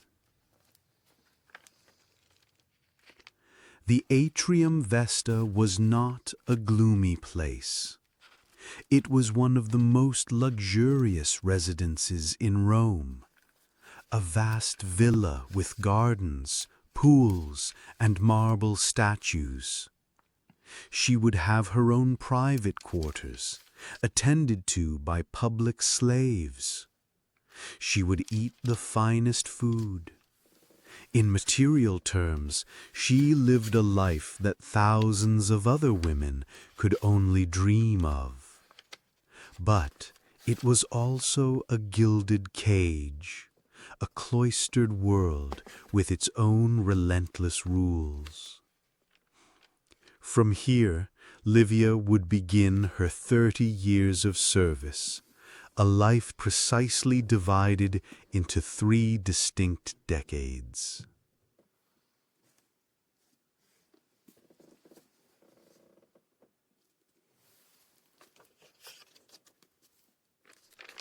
The first 10 years were for learning. Imagine Livia, a 7-year-old girl, sitting at the feet of an elder Vestal, a woman who has been here for 20 years, her eyes holding both deep wisdom and a distant sadness. She would not teach Livia how to read the poetry of Ovid or play the lyre, the skills of a noble matron. She would teach her the most sacred and complex knowledge of Rome, secrets that only these 6 women were permitted to know. The girl had to memorize hundreds of hymns and prayers in Old Latin, an archaic and formal language that even many educated Romans no longer fully understood. She had to learn to perform the rituals with absolute precision, not a single gesture wrong, not a single word out of place. The smallest mistake could be seen as a terrible omen, an insult to the gods that required elaborate rites of penance, sometimes lasting for days.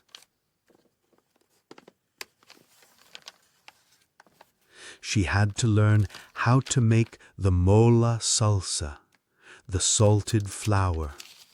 It sounds simple, but it was one of their most crucial duties. This was no ordinary mixture. It was made from the first ears of the harvest's emmer wheat, gathered on specific holy days. These ears were then toasted, ground by the Vestals themselves in ancient stone mills, and mixed with water drawn from a sacred spring and salt. This mixture was then sprinkled on the head of every sacrificial animal in the great state ceremonies. Without the mola salsa made by the hands of the Vestals, no sacrifice was considered valid. The stability of the relationship between Rome and its gods rested in the hands of these women. And most importantly, she had to learn the most sacred duty, the greatest burden, how to tend the eternal flame. The fire in the temple of Vesta was not an ordinary flame. It was the symbol of Rome's life, its hearth and its permanence. It could never be allowed to go out. The Vestals would take turns watching it, day and night, in shifts that lasted for hours. Imagine Livia in her first years simply sitting in silence for hours, watching how the older Vestals carefully added sacred oak logs to the flame, ensuring it never burned too high or too low. She learned to read the fire, to recognize the slightest changes in its color and shape. The stress of this duty was unimaginable. If the flame went out on a Vestal swatch, it was not merely an accident. It was a horrific sacrilege, a sign of impending disaster for Rome. It was believed that the goddess Vesta was angered, that her protection over the city had been withdrawn. The Vestal responsible faced a terrible punishment. She would be taken to a darkened room, stripped of her robes, and flogged mercilessly by the Pontifex Maximus himself, the man who was meant to be her symbolic father, until the flame was relit. It was a symbolic punishment. Her body, like Rome, had to suffer to be purified. After 10 years of learning, Livia entered her second decade, 10 years of practicing.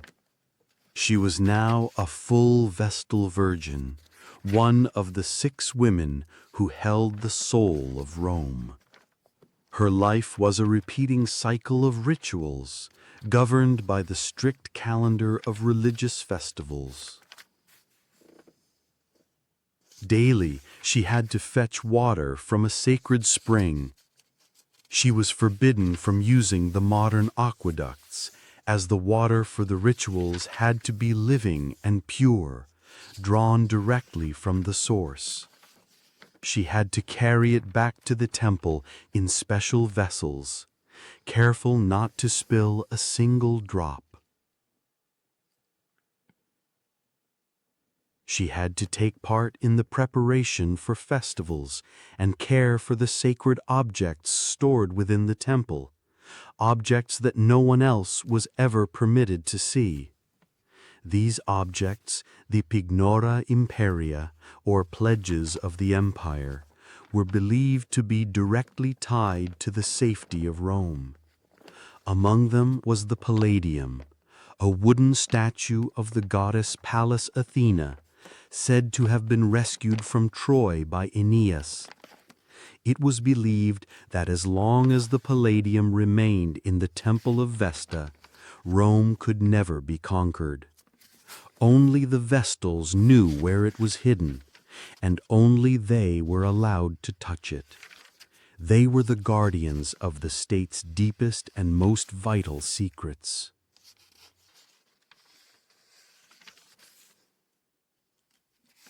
And the final 10 years were for teaching. Livia, now a mature woman, perhaps having risen to the rank of Vestalis Maxima or senior Vestal, would pass on all her knowledge and experience to a new generation of 6-year-old girls who had been captured, just as she had been 30 decades earlier. The cycle would continue. Throughout these 30 years, she had to uphold one single overwhelming vow, the foundation of all her privileges and all her burdens, the vow of chastity. Her virginity was believed to be mystically linked to the safety of Rome. She was the personification of the state's purity. The city's great walls could protect its body, but the chastity of the Vestals protected its soul.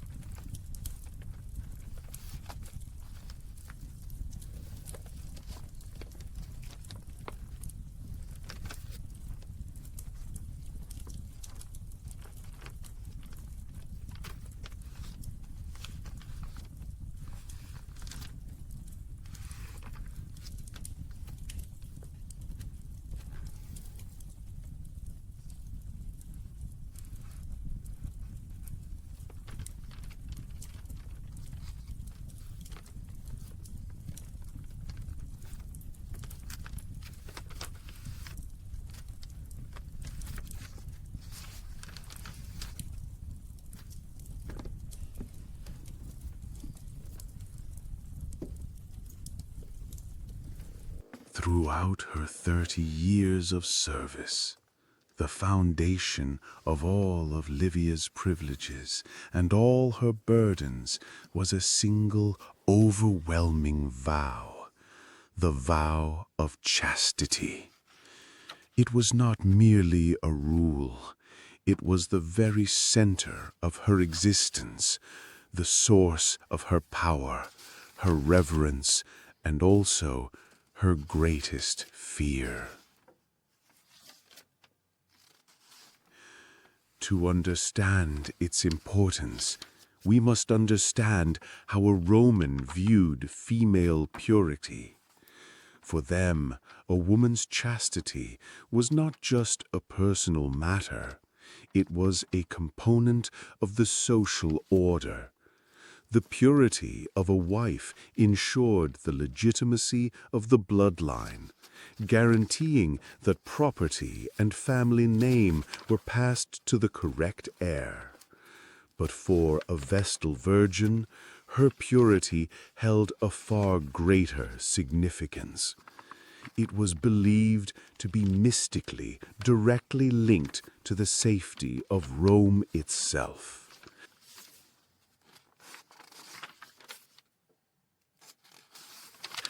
She was the personification of the state's purity. Just as the sacred flame could never be allowed to die, her chastity could never be extinguished. It was believed that as long as the Vestals maintained their vow, the goddess Vesta would continue to protect the city. The great walls of Rome could protect its body, but the chastity of the Vestals protected its soul.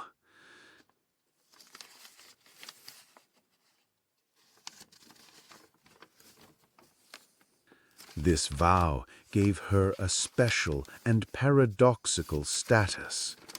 In a world of men, she belonged to no single man, not her father, not a husband. And precisely because she belonged to no one, she belonged to everyone, to the state. Her celibacy was a necessary sacrifice for the good of the commonwealth. But the price of this status was an unimaginable psychological burden. Imagine Livia, now in her 20s, standing on a balcony in the Atrium Vestae, looking down upon the Roman Forum. She would see her childhood friends, now noble matrons, walking with their husbands and their children. She would see the life that she had been denied. She would never know the love of a husband, the joy of a child. Her life was a solitary path destined for service.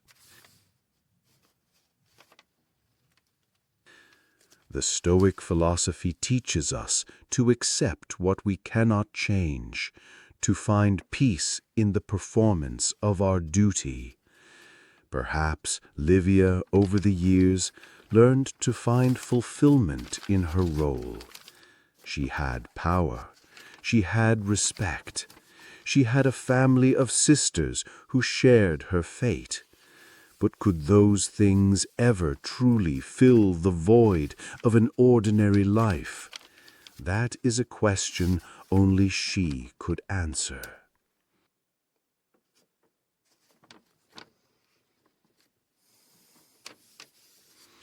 And this vow was protected by a constant, hovering threat. The risk came not just from any personal desires that might arise. In a city as rife with political intrigue as Rome, a Vestal's chastity could become a weapon.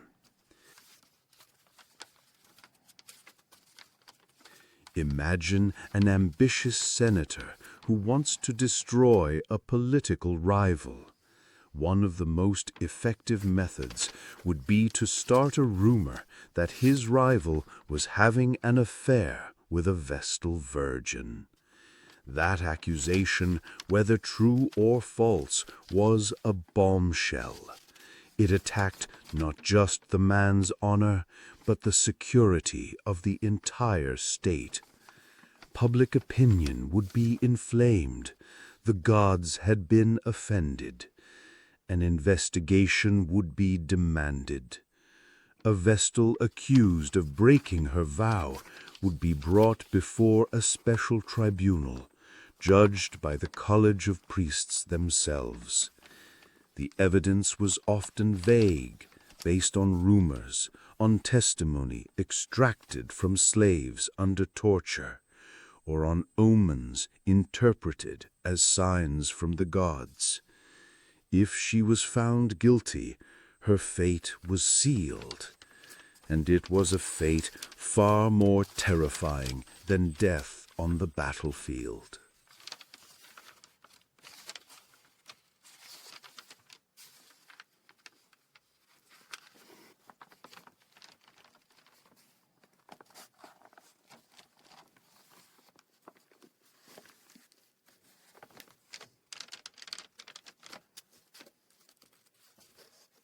The vow of chastity, therefore, was not just a personal bond. It was a matter of national security. And our history, sadly, has recorded instances where that vow was broken, or at least alleged to have been broken. These stories show us the terrible collision between human desire and sacred duty. The power and freedom of the Vestals also placed them in a position of unique temptation. Unlike other women who were closely supervised by their families, the Vestals could move about the city freely, attend banquets, and be present at public events. They were educated, high status, and therefore intensely attractive figures. They were the celebrities of Roman society, and it was inevitable, I suppose, that some men would be drawn to this forbidden fruit.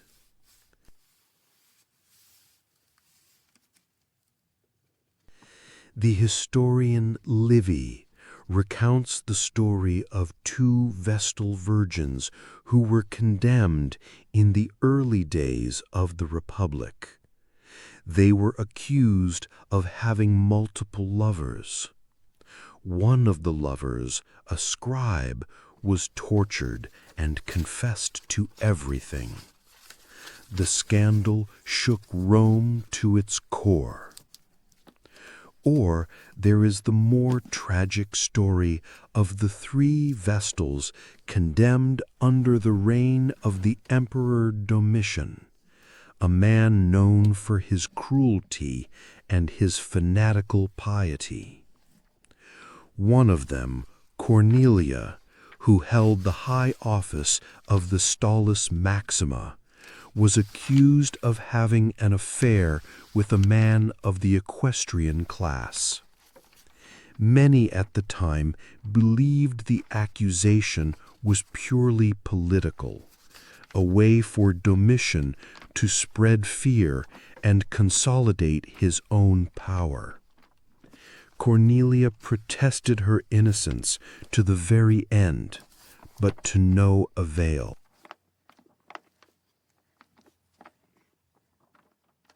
These stories pose a philosophical question. What happens when a human being is forced to live a life that goes against their nature? The Stoic philosophy teaches us to use reason to control our desires. But is it realistic to demand that a young woman, taken from her family as a child, must extinguish every human emotion, every natural longing for 30 years? Perhaps some of them did truly fail. They fell in love. They sought a human connection in a life of profound loneliness. It would be an understandable human act, but an unforgivable crime in the eyes of the state. But there were other, more tragic cases where they were the victims of malicious accusations. As I have said, accusing a Vestal was an incredibly potent political weapon. One only needed to plant a seed of doubt, a whisper of a rumor, to destroy an enemy's reputation.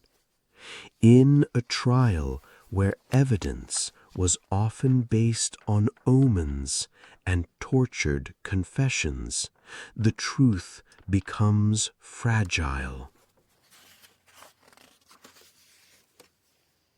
Imagine our Livia. She has served perfectly for 20 years, but one day she unintentionally becomes entangled in a political plot. Her name is linked to that of a powerful senator. The rumor begins to spread. At first, it is just whispers in the forum. Gradually, it becomes a roar. People start pointing at her in the street. They begin to see bad omens everywhere. A cow gives birth to a two-headed calf. A temple is struck by lightning. The mob, in its fear and superstition, begins to believe that Livia's impurity is bringing down the wrath of the gods. The pressure on the Pontiff Maximus becomes immense. He must act, must find a scapegoat to appease the crowd and the heavens. And Livia, whether innocent or guilty, has now become the perfect sacrifice.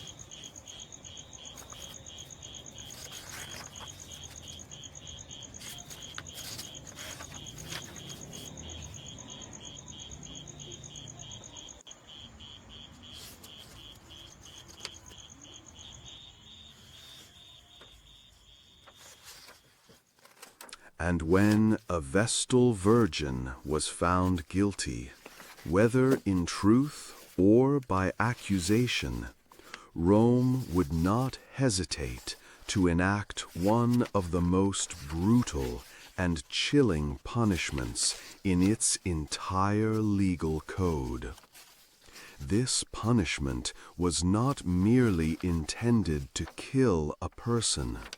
It was a public purification rite, a horrifying piece of theater staged to wash the stain of sacrilege from the city. The man accused of being the Vestal's lover would face a public and agonizing death. He would be stripped naked, his neck locked into a wooden yoke, and paraded through the forum. Then he would be tied to a stake in the Comitium and flogged to death by the Pontex Maximus himself in full view of the crowd. But the fate of the Vestal Virgin was different. Her blood was sacred and could not be spilled. Her body, having been consecrated to the goddess, was inviolable. So the Romans, with their cruel and legalistic logic, devised a way to kill her without killing her, to punish her without shedding her blood.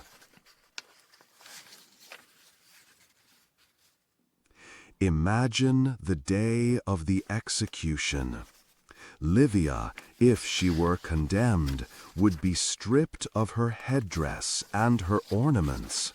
She would be dressed in funeral garb, as if she were already a corpse, civilly dead.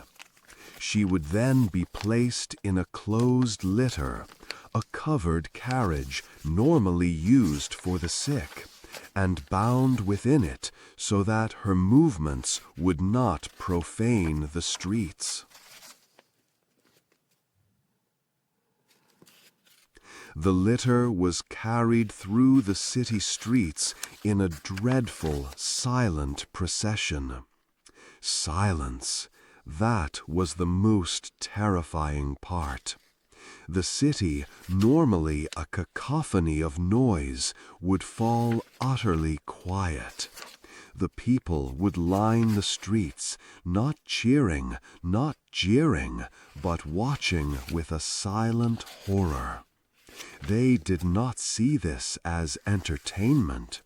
They saw it as a painful, necessary cleansing, an event they were both compelled to watch and desperate to look away from.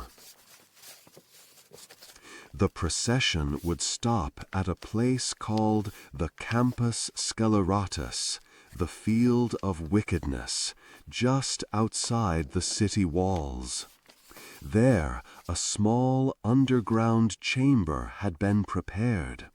Inside, a simple cot had been placed, along with a single oil lamp, a little bread, and a pitcher of water.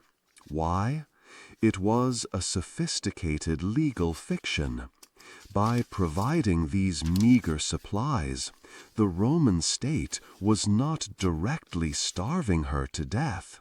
They were simply abandoning her. Her ultimate fate was left between her and the gods. They had given her a chance, however slim, to survive, and thus were technically not guilty of her murder. Then the Pontex Maximus would say a final prayer, his hands raised to the heavens, avoiding the gaze of the condemned girl for fear of pollution.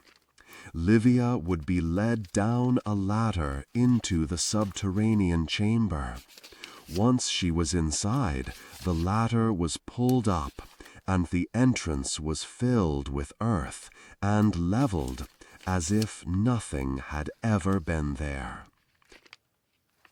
Try to picture that final moment, the absolute darkness, the total silence, broken only by her own breathing, the air slowly running out.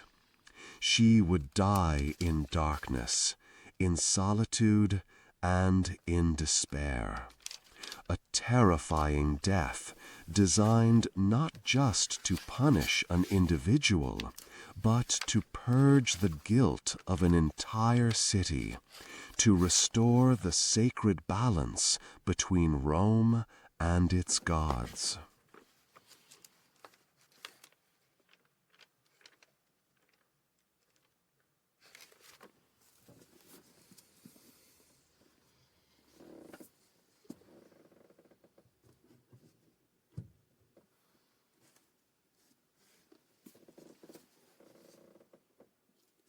That terrifying death, buried alive, was a possible fate, an ever-present fear.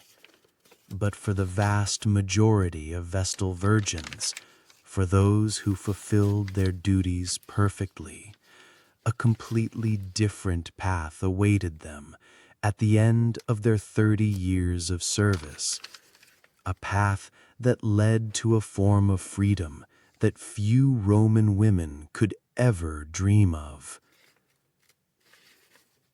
After 30 years, at the age of around 40, a Vestal like Livia was permitted to retire.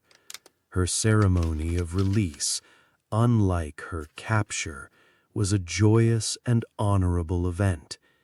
She was formally freed from her vows. She received a very generous pension from the state, enough to live in wealth and comfort for the rest of her life. And, most importantly, she was now allowed to marry.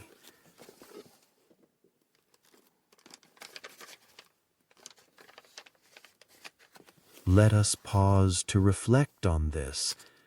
A 40-year-old woman, wealthy, independent, with immense social prestige, was now available for marriage. She became one of the most desirable catches in the aristocratic marriage market of Rome. Many widowed senators or ambitious politicians would seek to marry a former Vestal. Such a marriage brought not only a large dowry, but also a connection to the sacred, a special respect in the eyes of the public. But surprisingly, and what is most fascinating from a philosophical standpoint, is that many chose not to. A great number of former Vestals chose to remain single for the rest of their lives. Why would a woman, after sacrificing her youth to a vow of celibacy, refuse the chance to have a family, a normal life? The answer, perhaps, lies in the very nature of the freedom they already possessed. For 30 years, Livia had lived a life that belonged to no man. She was her own mistress. She managed her own property. She made her own decisions. Now, at the age of 40, to marry under Roman law would mean to once again be placed under the authority of a man, her husband. From being a woman respected by all of Rome, she would become a matrona, a wife, whose primary role was to manage a household and produce children. For many, this must have felt like a demotion. They were accustomed to their independence. They did not wish to surrender it.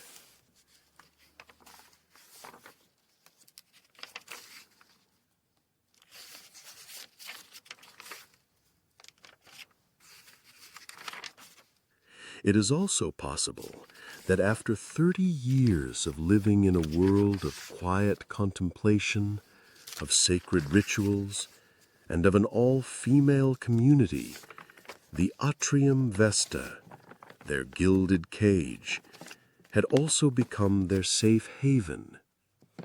To return to the world, with all its demands and pressures, may have been a frightening prospect. The Stoic philosophy teaches us that true freedom is not found in the ability to do whatever one wants, but in the perfect fulfillment of one's duty, in living in accordance with nature and reason. By that definition, a Vestal Virgin who dedicated her entire life to preserving the well-being of Rome had perhaps achieved a greater form of inner freedom than even an emperor who was a slave to his own passions and fears. Her sacrifice was not a loss, but a fulfillment.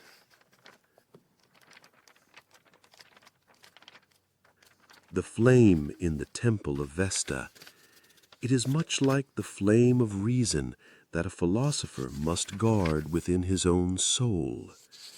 It requires constant vigilance, absolute devotion, and a willingness to sacrifice. It is a burden and also a glory. These women, in their silence, performed one of the most philosophical of tasks, maintaining order and meaning in a chaotic world.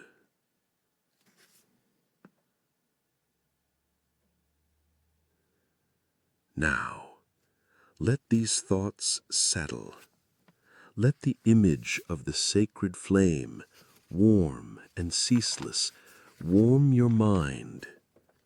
There are no more complex rituals, no more heavy vows, no more fear of terrible punishments. Only the stillness and the pure light of the fire remain. Let it guide you into a peaceful sleep, a rest that even the strongest women of Rome deserved. Let your mind be free. Sleep well.